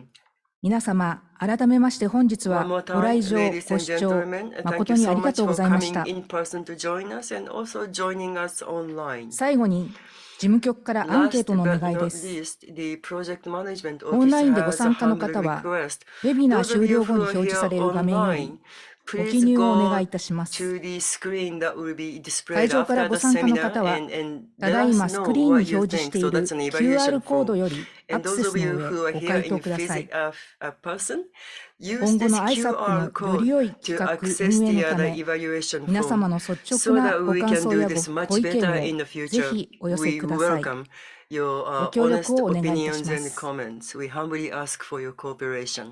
また、明日より And 12月5 furthermore, 日まで、テー starting マ別会合 tomorrow 15セッ to ションをオンラインで開催いたしま December す。 5th, we have thematic IGES のウェブサイ sessions トよりご参加登録の上、 online. こちらもぜひ You ご視聴 can ください。 register to join those sessions from the 本 IGES 日はご website. 参加、 One ご more 視 time, 聴誠 thank に you あり so がとう much ござい for ました。 joining us here and online.